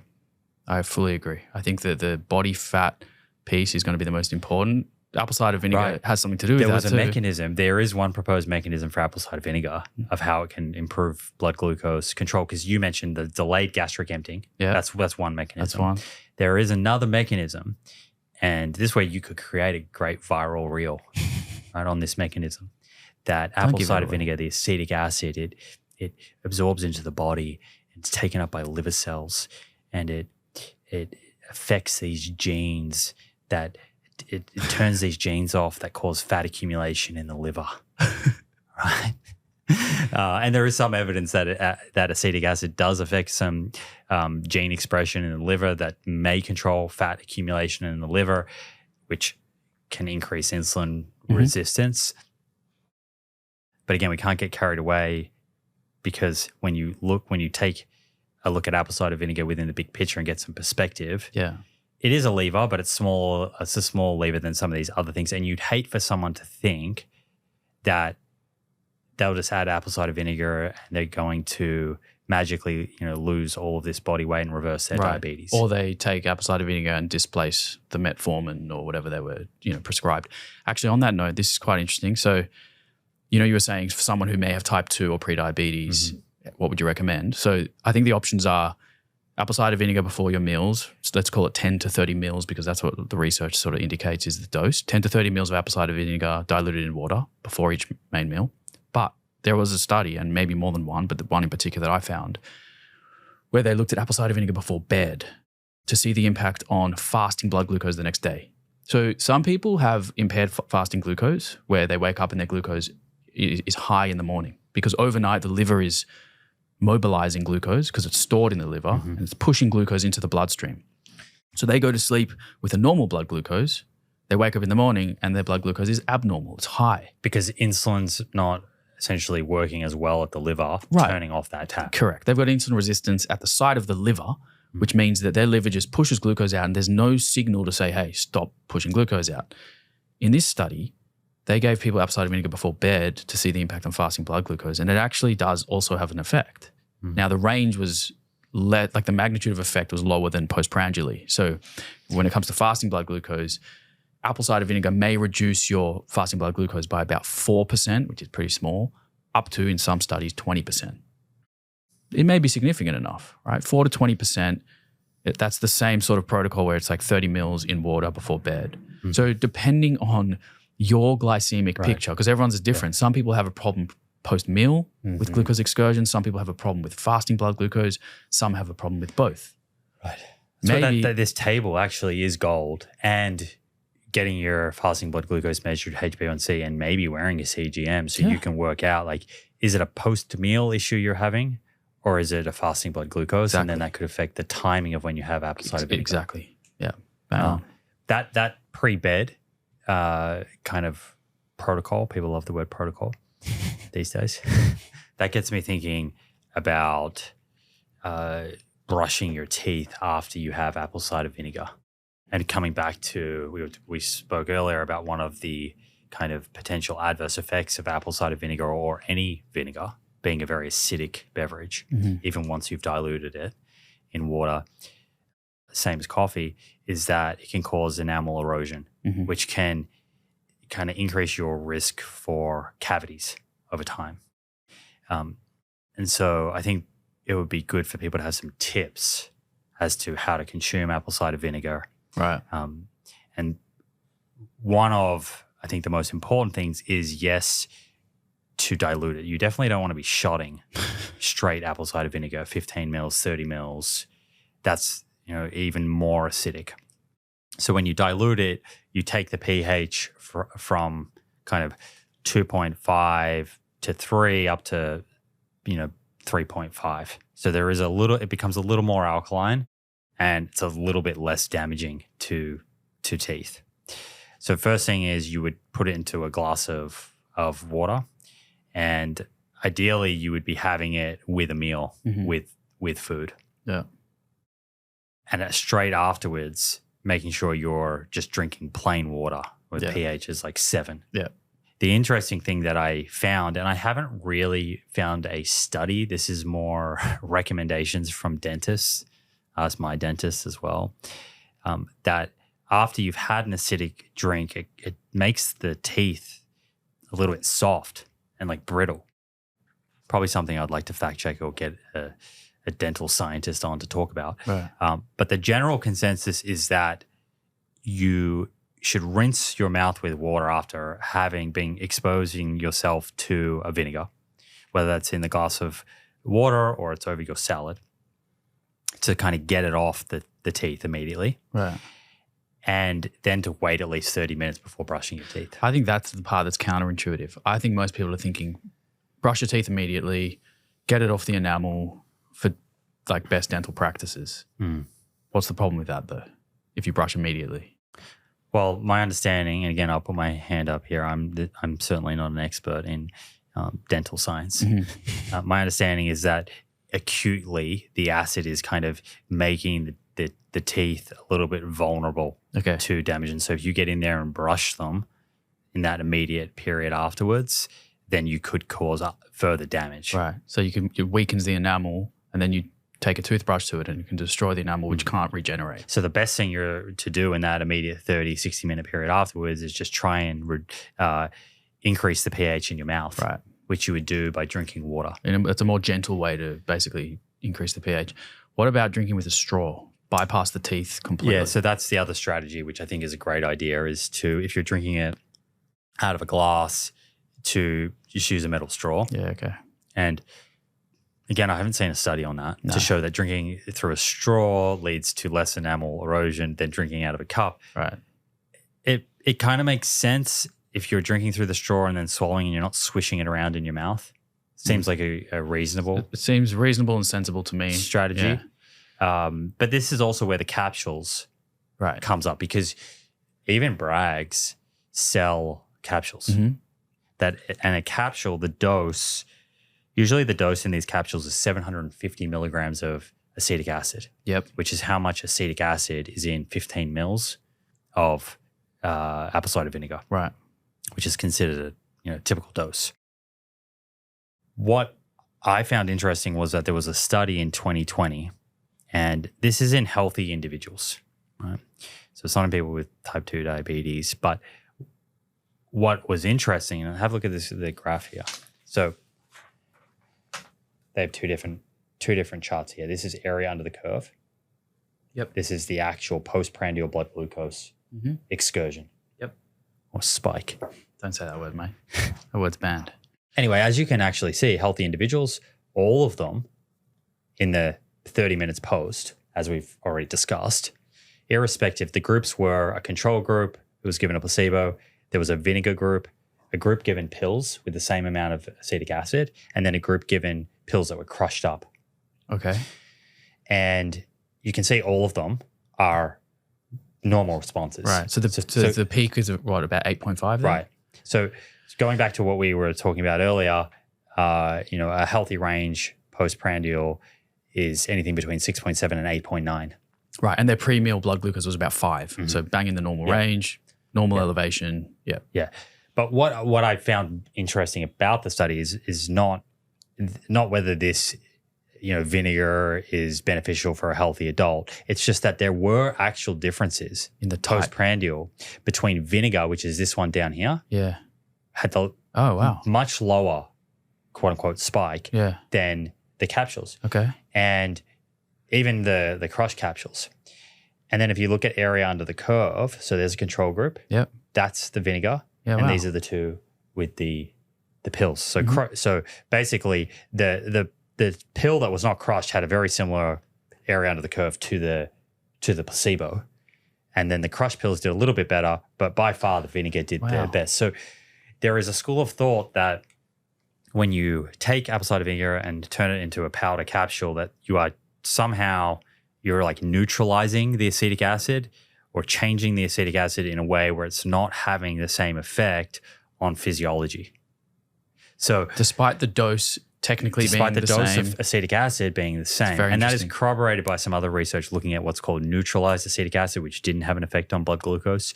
So before that, I thought, wow, great strategy, just have the capsules. Then after looking at that, I think that if we're going to recommend based off the body of evidence that this might be beneficial for people with prediabetes, type 2 diabetes, obesity, all of that literature is on vinegar. It's not on capsules. Yep.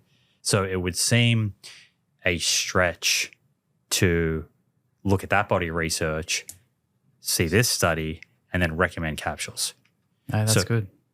My advice would be to stick with apple cider vinegar if you're going to take it, and just to dilute it in water, use a straw, rinse your mouth out with water after you've had the meal or that drink, just plain water, and then wait at least 30 minutes to brush your teeth. Mate, very interesting. I got to say, great forensic work, mate. That I didn't see that. I just want to have a quick look at because I'm interested in the 60-minute post-meal blood glucose levels and the differences between them. Well, I think as you'd expect, because they're all healthy individuals, you wouldn't expect much difference. No.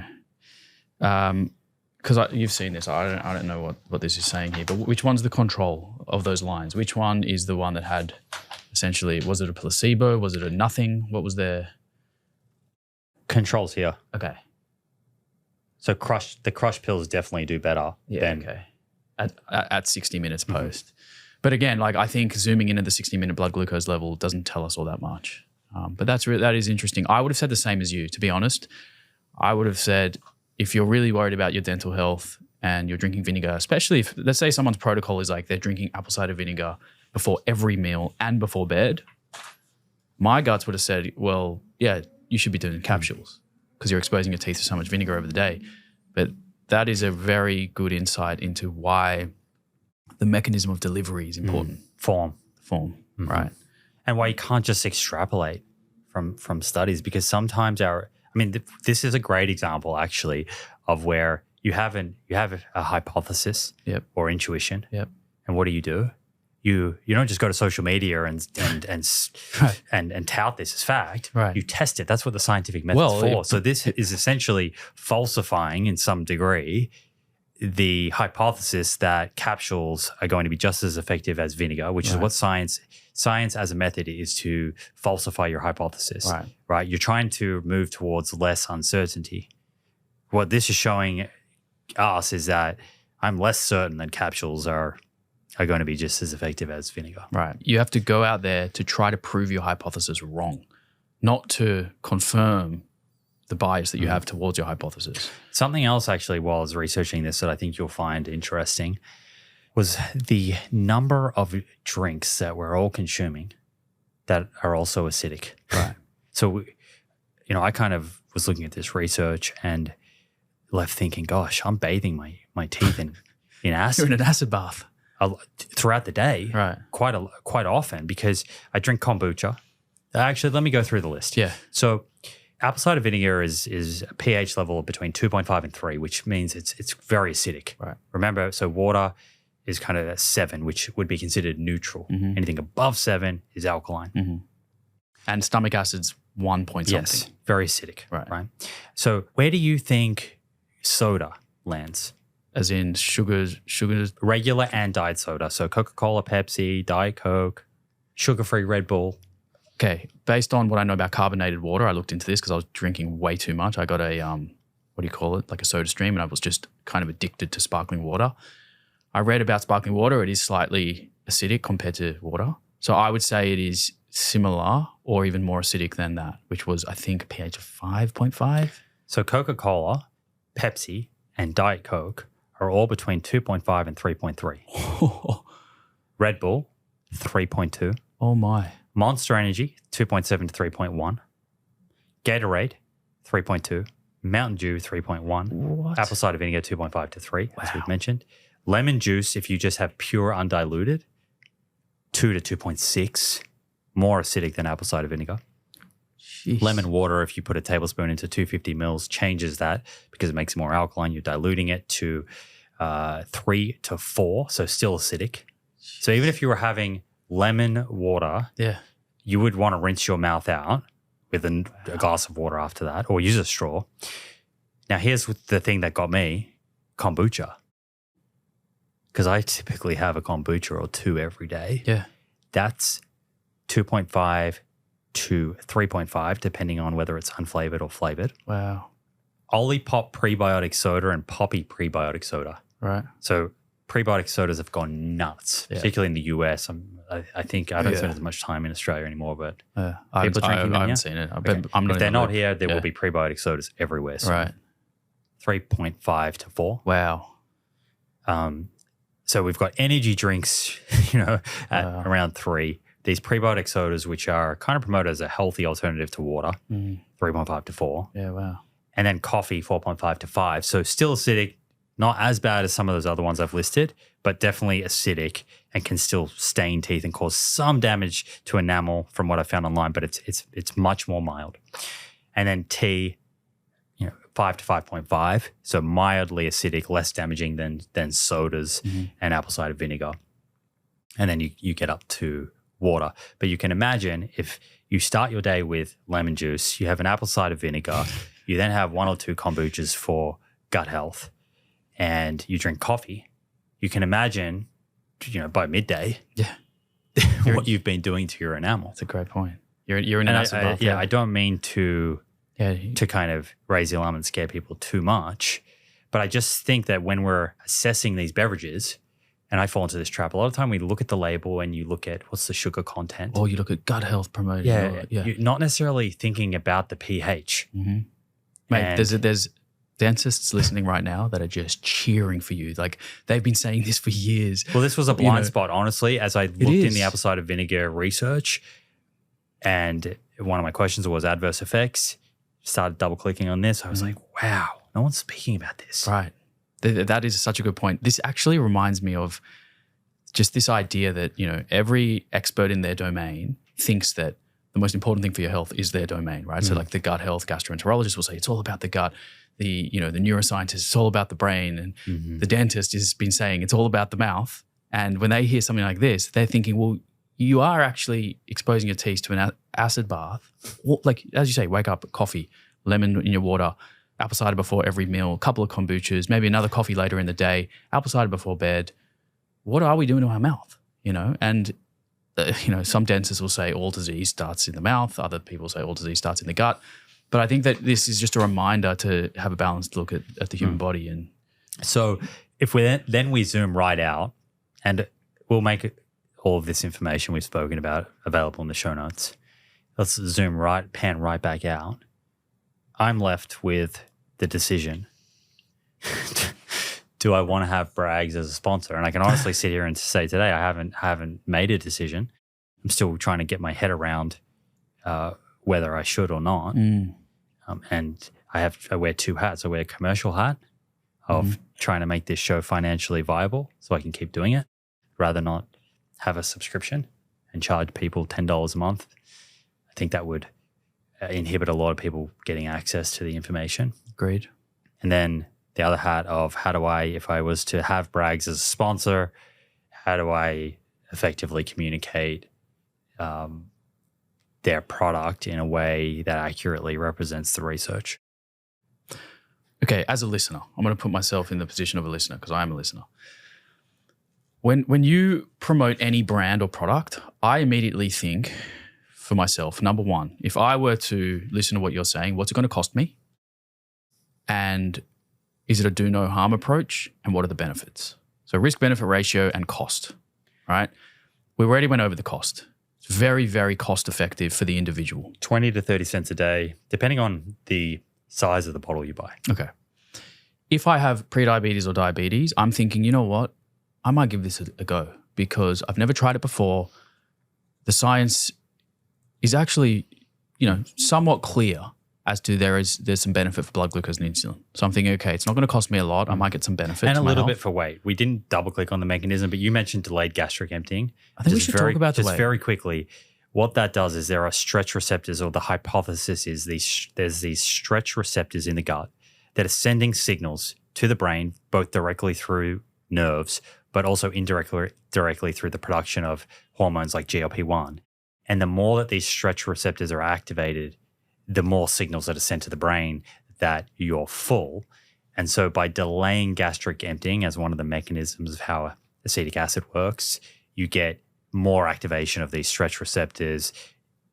The end result is an environment where you feel more full Right. for that meal, which affects then your caloric intake over the day. Right. And, over the course of 8 to 12 weeks, it's unsurprising that satiety change or that the hunger hormone sort of going down a little bit can lead to some weight loss. And it's a little bit of weight loss. So again, put into perspective, Yes. because you did a nice job putting into perspective blood glucose with other things.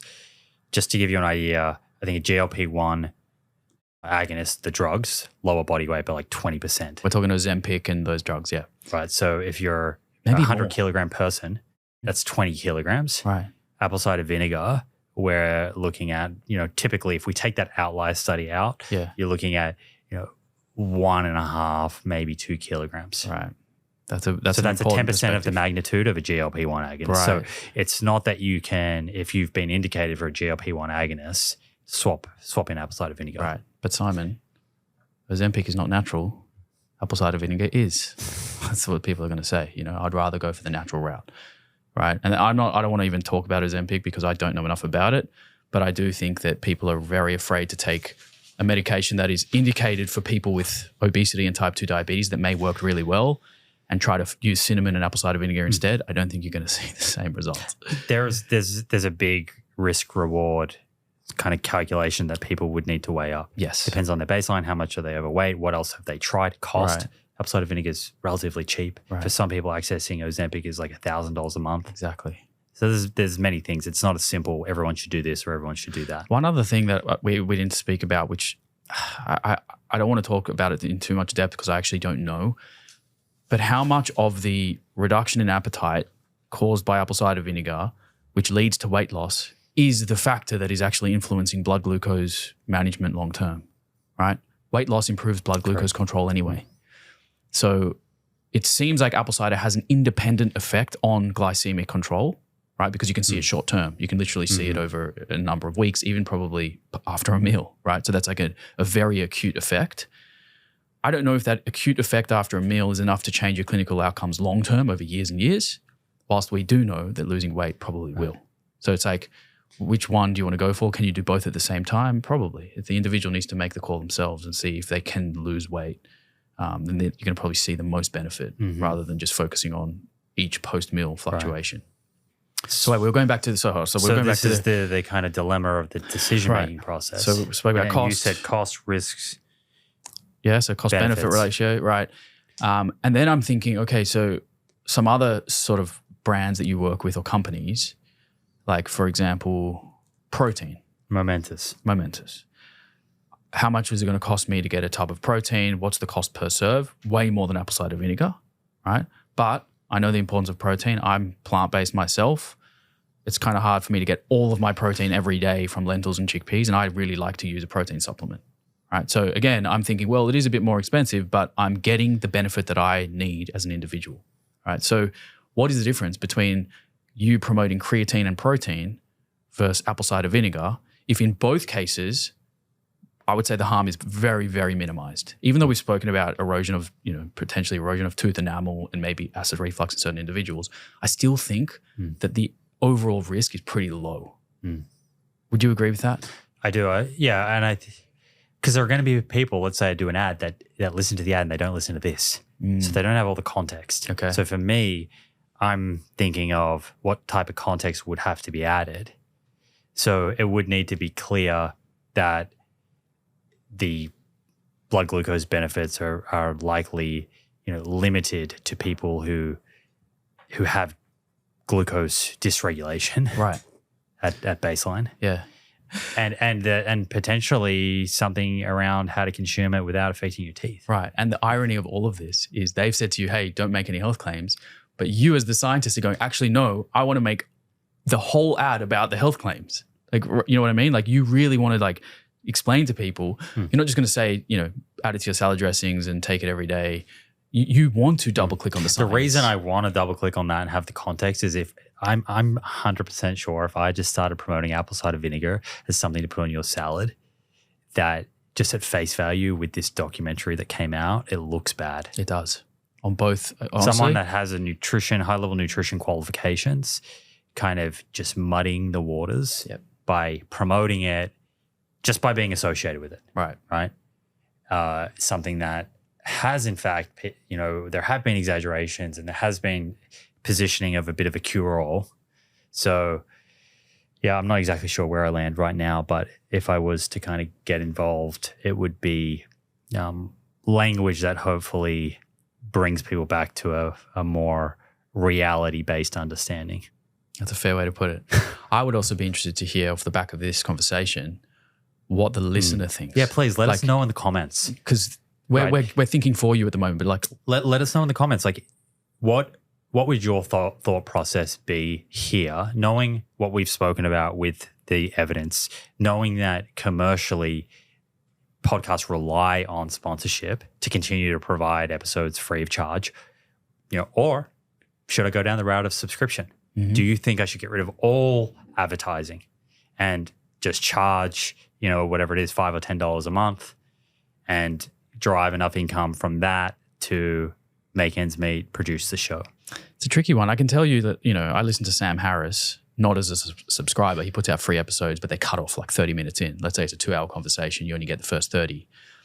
But his whole model is you subscribe, you pay a small amount each month, whatever's affordable. He actually has I don't know if you know this, but if you think you can't afford it and you email him, he'll give it to you for free anyway, right? So the problem though with that is just even though the cost of the podcast subscription is quite low, especially for people who can really afford it, it's just one extra barrier to getting the information. And I could afford to pay for the subscription, but I don't. And I don't hear his podcasts anymore because of that.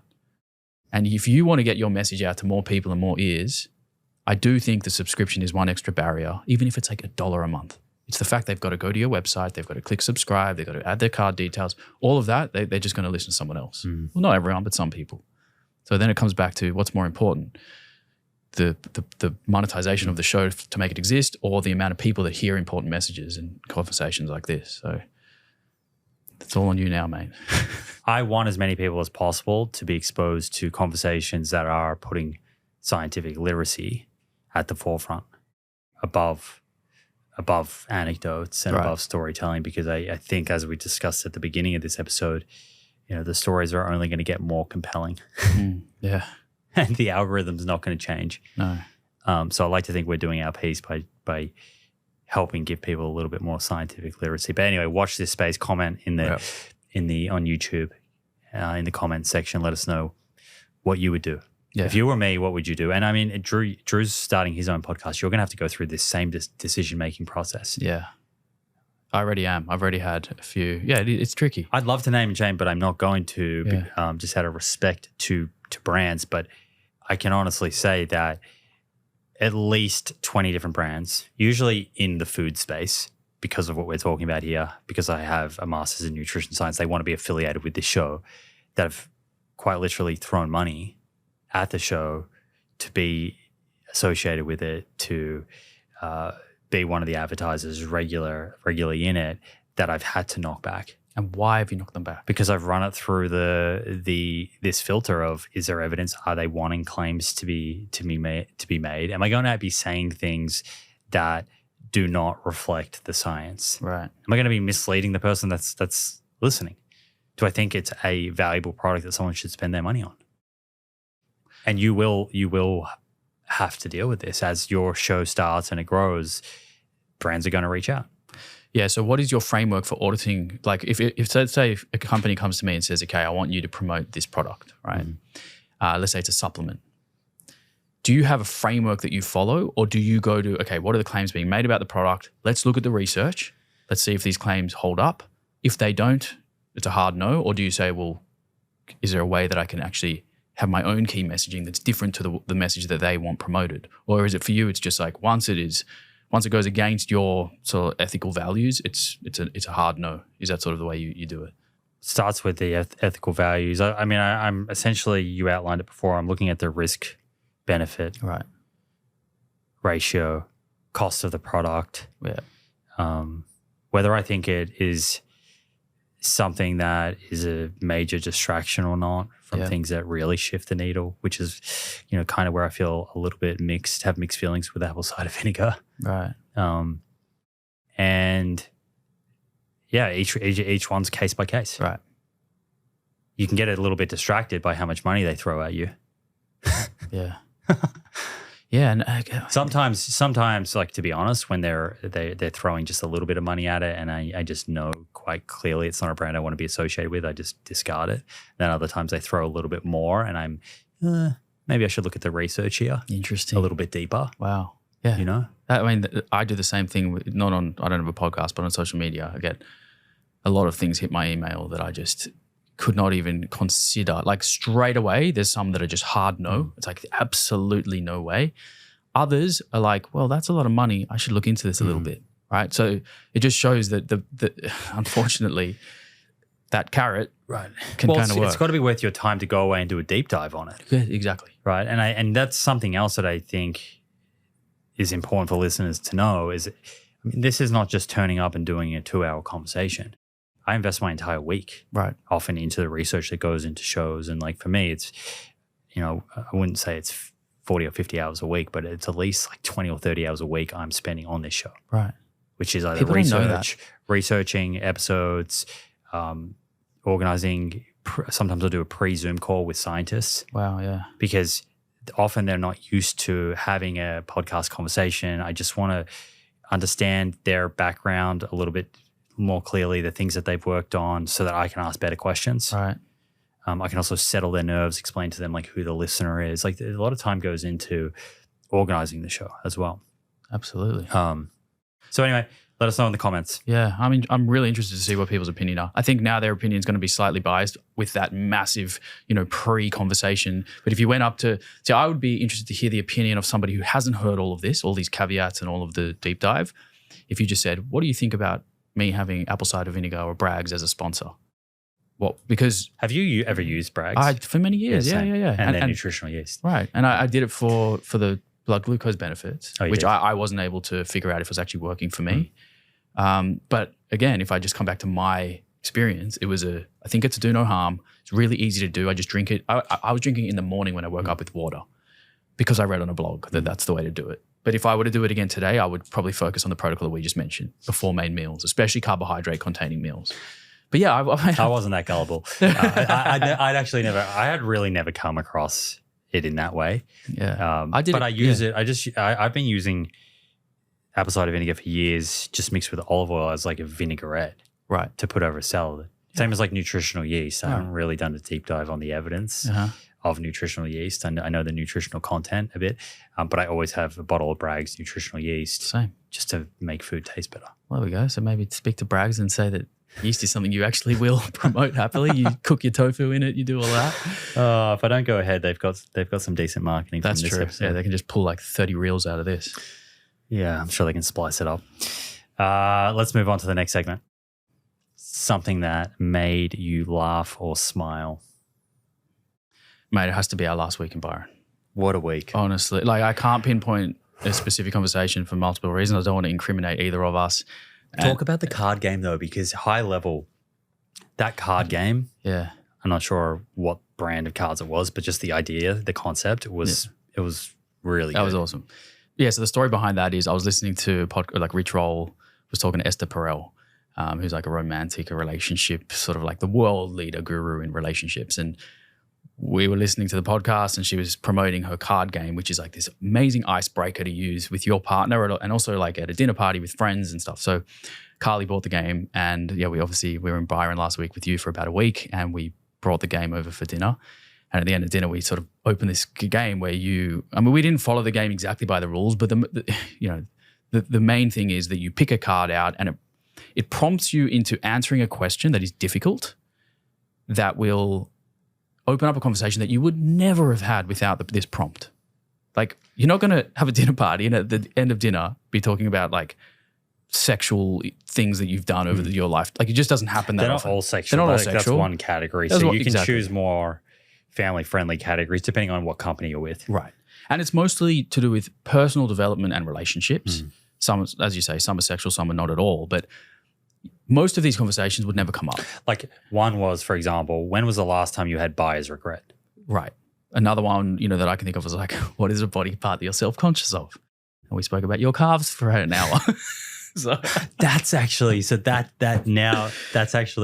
brought back a memory. Yeah. Memory dividend okay. of a photo of where we measured our calves. Do you remember? Yeah. That Polaroid. Mate, I got it on my phone right We're now. the same. Let's look at it right We now. had the same Can I pull it up? size. I don't know if the camera's going to catch Calves. it. Maybe you can put it on I think screen. I think they were 19 or 20 centimeters. 39, mate. 39? Oh, maybe okay. Not 19 maybe or 20. inches. 30. I think they were 39 centimeters. I'm going to pull this up because this Either photo. way, our calves were the same size. Could have sworn mine was smaller. Yeah, because you've got dysmorphia, mate. Anyway, I can't find it, but yeah, that is. And we exactly. had just done for me actually, I struggled to walk for a couple of days after that calf workout, the Maya reps. Maya reps. Yeah, I was sore too. So you actually had Just swelling. for the benefit of anyone else listening out there that has body dysmorphia and thinks their calves are tiny and they don't grow, can you just explain to them how to do that? the Maya reps. The Maya reps and what you Okay. did to me. So, oh my gosh, it's basically it's like a workout density technique where in the set that you train your calves, let's say you do a set to failure and you do it for 10 reps. Usually people end the set at 10 reps. But this myo rep idea, which sort of incorporates another principle of like lengthened tension, which is where you keep the muscle in a stretched position, which can, promote hypertrophy. You do your 10 reps to failure, then you just rest for like 5 seconds, 6 seconds, maybe 10 seconds in the stretched position. So you don't get off the machine. So your calves are now under full stretch. And then you just try to get 3 more reps. And then you do that again and again and again until you can, accumulate, say, 20 reps with the load that you would have stopped at 10 reps. But the DOMs that we both had from that, mate. And the burn during when you're in the stretch position, you've done 10 reps pretty much to failure. Then you go down and you hold in a stretch position. The first time you hold it, it's a little bit burny. Then you pump out another 3 reps, go back down and hold it in a stretch, and it's excruciating. Yeah, it is excruciating. It absolutely is. And you kind of need someone there to push you to do that extra set. Because most people will stop after 2 extra sets. I think we'll try and put it in the show notes, but if you're out there and you're also interested in kind of joining us here, measure your calf at the biggest kind of diameter point. Yeah. And also comment in the show notes. I think you should put the image on screen on YouTube. I do. Okay. I will make sure that during this segment we have a Polaroid or something. It's a Polaroid. But again, just going back to the game, like we had a great laugh about so many different, topics that came up. We told stories that, what it made me do? It made me sort of go back into my memory bank of stories to recall things that I actually had totally forgotten about that I would never have shared with the group if not for that prompt on the card. So that was a source of immense laughter that week. But I feel like we just laughed at everything. Just like happy, silly kids laughing at the most immature, dumb stuff. I had a great time at the concert at Hermanos Gutierrez. Obviously, we had some laughs there, which we're not going to talk about why. But just overall, like when you ask me what are the things that made me laugh, it comes back to, spending time with people who have a similar sense of humor, able to just laugh at the silliest things. Played some good card games too, Big Twos and Crazy Eights. Yeah. Simple stuff, man. Had a good family dinner. Just great food. We surfed, enjoyed Byron. Good, decent weather until the cyclone decided to come. But yeah, and honestly, mate, I said this to you in person at the time, but I'll say it again. Carly and I needed that week. Like to spend that time with you and Tawny and, a lot of other mutual friends that we saw there. We needed that week because the week before, to probably answer the next part of the segment, something that made me cry, which I can talk about now, but if I had to speak about this 2 weeks ago, I would not get a word out. I was crying 50 times a day for 3-4 days straight. But we said goodbye to our dog, who was basically like my son. People laugh. They're like, come on, it's just a dog. It's not just a dog. Like it is literally like a best friend and a son. And we said goodbye to Dennis. And I think it was 2 episodes ago, I was talking about the anticipatory grief that I was feeling in the lead up. Can I actually tell a little story quickly? That's what we're here to do. Okay. I just don't know how much time we have, so I just don't want to hog the mic. But about 2.5 years ago, Dennis, I rescued him when he was 7 years old. We had him until he was 16. So we had, pretty much 9 good years with him. 2.5 years ago, I was giving him a little pat on the back like a good boy, like sort of how, like a little tap on between the shoulder blades. And he face planted. Like his whole body went stiff and he just landed face first in the ground. I was like, that was really weird. Did I hit a pressure point? What's going on here? And I was like, gently, I tried it again and it would just turn his lights out. He would just face plant. So he'd lose all of the motor control of his legs, his front legs. And then I noticed on walks, his back legs were getting a little funny. Occasionally he would just like kind of miss a step or drag his back toes. And I thought there's something going on here. I'm going to take him to the vet, right? Take him to the vet. I tell them what I just told you. And the vet said, look, it's most likely he's got some sort of arthritis or some joint discomfort and you're hitting maybe a nerve. He should probably take some anti-inflammatory drugs and get rid of some swelling and maybe it'll go away. I said to the vet, is it possible that he has something more sinister, like a tumor on his spine? And the vet said, look, it's very unlikely. All his bloods came back normal. He's seemed himself. He's functioning. He said, it's possible, but unlikely. I recommend take the anti-inflammatories and whatever. So we did that. We gave him some anti-inflammatories. I basically just never tapped him on the shoulders again because I was just so petrified. In fact, when people, how like in Australia, like, a guy will come up to your dog, like a big brute guy, he'll see a staffy and he'll give it a big whack. I would have to like intervene and stop people from doing that to him because they would just turn his lights off. So anyway, for the next 2 years, I'm seeing him have these symptoms that are a little bit scary, like neurological, but I'm thinking to myself, you know what? Hopefully it's nothing, like out of sight, out of mind. And that was the source of this anticipatory grief. For 2 years, in the back of my mind, I was thinking, he's an older dog. I really hope he doesn't have a tumor, but I don't want to know. I don't want to investigate because there was no point investigating. The vets were like, what are you going to do? Get all these scans and MRIs done. They can't operate on the spine of a 14-year-old dog. So anyway, long story short, Dennis jumps off the bed on a particular night not so long ago, a few weeks ago, and he yelps out in pain and his back legs go fully paralyzed, right? I was away on a work job in Queensland. Carly was at home.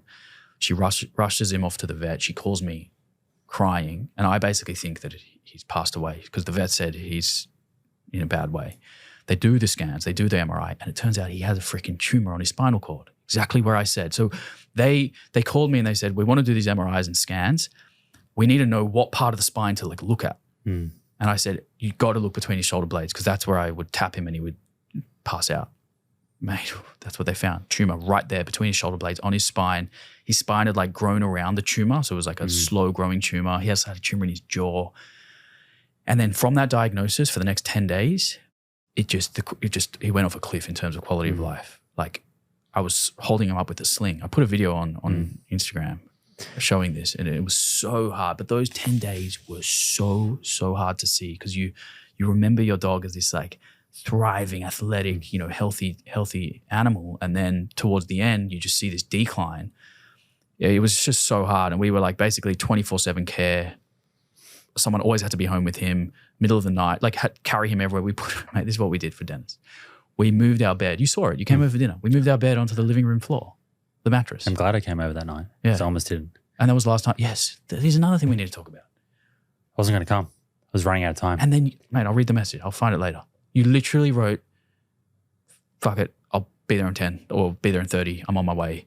This is about, getting those memory dividends. Like I felt you have a spontaneous urge to go. I remember I hung up the phone and it was going to be 30 minutes to get to you. I had to be back at the airport to pick up Tawny. Yep. So it was like, okay, we're only going to be able to have dinner for 30 minutes. I'm going to have to come. Carly was cooking. Yep.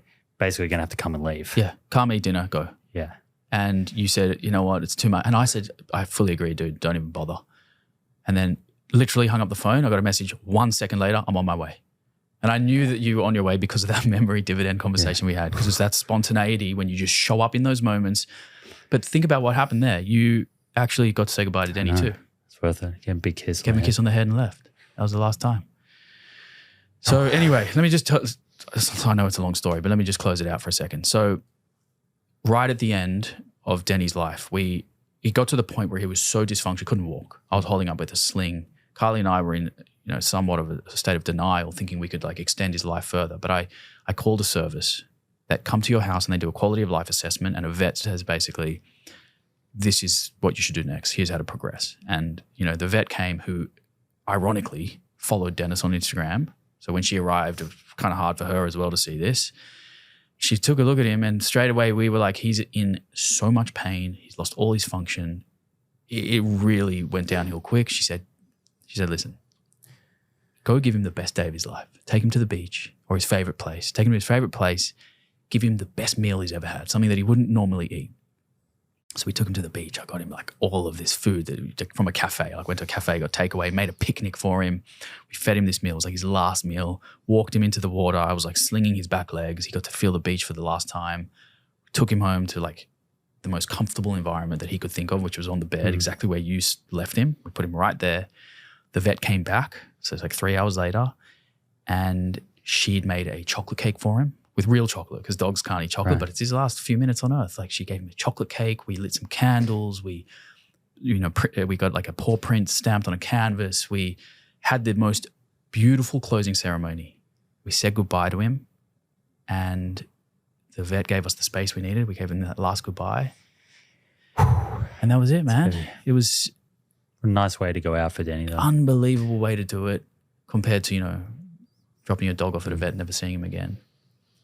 But that was such a huge source of pain, and literally I could not talk about this 2 weeks ago. Now I can, because I've sort of been able to move forward. But yeah, just mixed emotions there, so much sadness, so much pain. To cheer you up a little bit. Yeah, but we needed that week of just What would you say to laughter. Denny if he could hear you right now?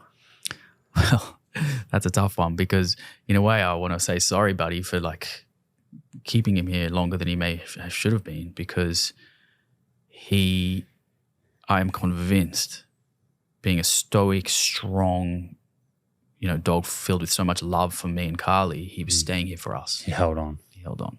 He held on. He was so tough. He wasn't going to go. Now I'm going to cry. Let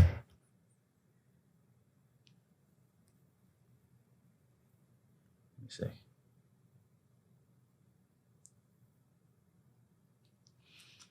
Whoa. Got me too.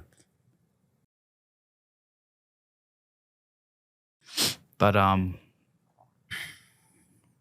like we're just choosing now to like celebrate his life, focus on the celebration. I would tell him, let's forget about the last 10 days because those were not a good reflection of how good his quality of life was, and let's focus on those 8 years and 8 months before that, of just such quality, amazing life. And I'm so grateful for Dennis, for what he brought to us. And I think a lot of people who have rescued a dog know what this feels like. Like every day feels like a bonus with them because you've rescued them from a pound, and the flow-on effect is just unbelievable.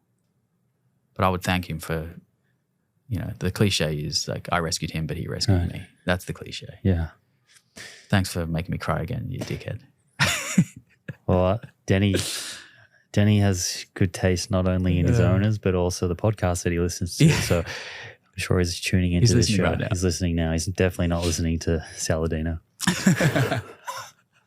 Although they had a similar diet at times.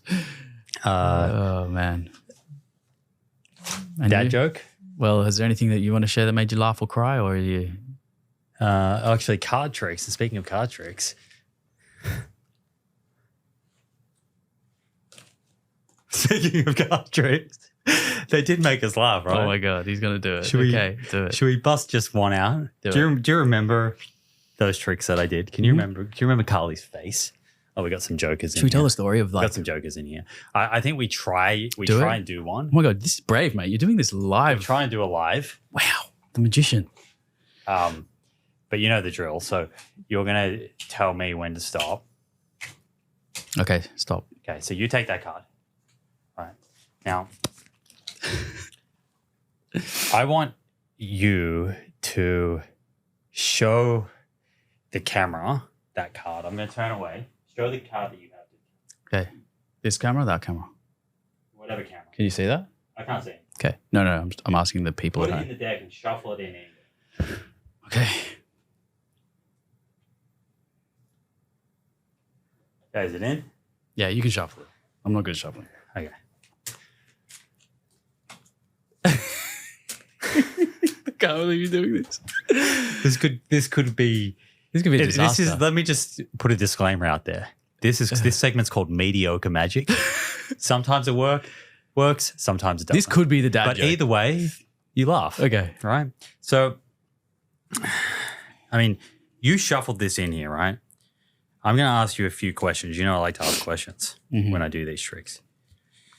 Okay. Let's just move that over there. Have you definitely put the card in here? I did put the card in. Okay, so we're gonna ask a few questions to start with, and I'm gonna put some cards out here across the table. So, is that your card? That is not my card. It's not. It's not the greatest start. Yeah. What about that? That's not my card either. Neither of those are your card. That is not my card. So your card's in here. Did you definitely put the card in here? Okay, so we have these two cards here. I'm shaking a little bit because I feel like there's people nervous. watching. I'm a bit nervous here. Hey, this could backfire bad. It could. Okay, so I want you to think about the card, and I need all of the listeners to also think about the card right now. Fuck, I forgot the card. No, I remember the card. Got it? Yeah, I got it. Okay. Can you see the shaking? He's doing his magnet trick. Oh, he did this last week. Are you thinking about the card? He's feeling the magnet trick. I'm thinking about it, yes. But your card's definitely in here. I'll put it in. Okay. Let's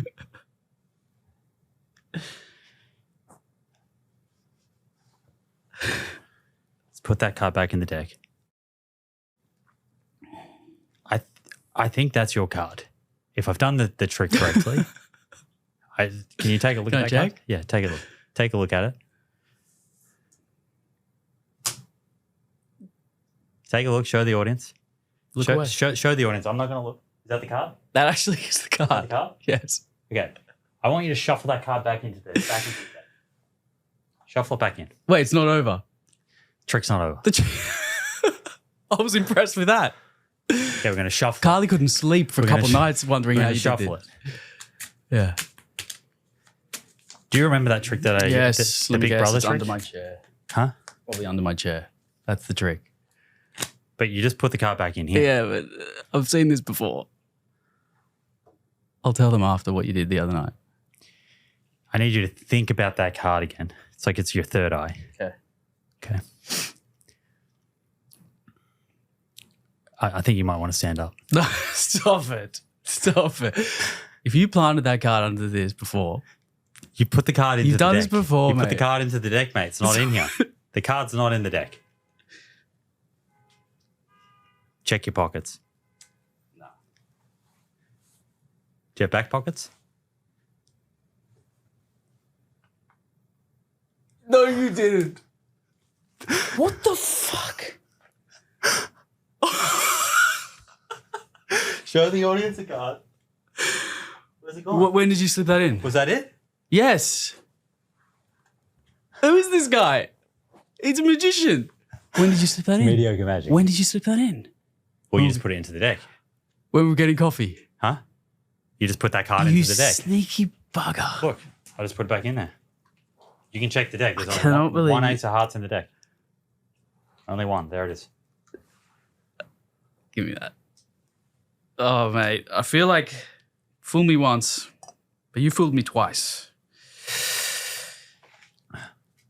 Oh, brother. While he's doing that, should we finish with the dad joke? No, wait. I need to talk about this for a second. When did you slip that in? It's magic, mate. Mediocre magic. Talk about it off air. He got me. It's probably simple, but you got me. I just cannot believe you managed to sneak a card into my back pocket. So my therapist, okay, I have got a therapist. Is this a joke or is this? I have a therapist. No, seriously. Okay. Tony and I see a therapist and proactively. And she asked me the other day what brought us here. And Tony said, because I'm too literal. I said, my truck. Nice. Some of your That's best the work, dad joke mate. for the Some of week. your best work. That's the dad joke for the I week. can't believe you got me again with that trick. So just for the listener, we were having dinner and Simon did this exact same trick after dinner, but he, again, somehow slipped the card under the chair that I was sitting on. But the back pocket, that's next level, man. I feel uncomfortable. Violated. Yeah, I feel uncomfortable. He's been violated. Wow. Okay. You're a real magician. Anyway, so I think that closes out the episode unless you have anything else to say. No, I think we end on that, man.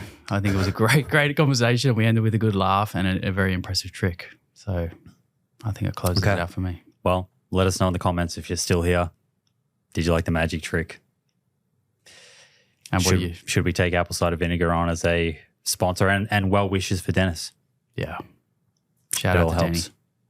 Denny. Got Love you. lots of Denny videos coming, just like celebration of life, the best moments, like the highlight reel. Because I actually need to eliminate and erase some of those. I mean, not erase, but you know what I mean. Like I don't want to remember him for how I sent him off, which was in a bad physical state. It's cathartic to go back through the highlights. See him at his best. All the joy that he brought you guys. Yeah, those memory And that he dividends. And you know what? A lot of people had a lot of love for Dennis, and a lot of people rescued dogs because of Dennis. You know, the accumulation of views that he's had on the internet is huge. He's reached a lot of people. People love him and still do. So I'm going to just honor that by sharing so many great moments over the years on both our pages. Let that ripple effect continue. That's it. Love you, dude. Love you, man. Thanks for the for doing it. conversation. There you have it, friends. I hope you enjoyed this episode. If you did and want to stay up to date with future episodes, be sure to hit that subscribe button on YouTube and follow on Apple or Spotify. Finally, thank you for showing up and the effort that you're making to take control of your health. I look forward to hanging out with you again in the next episode.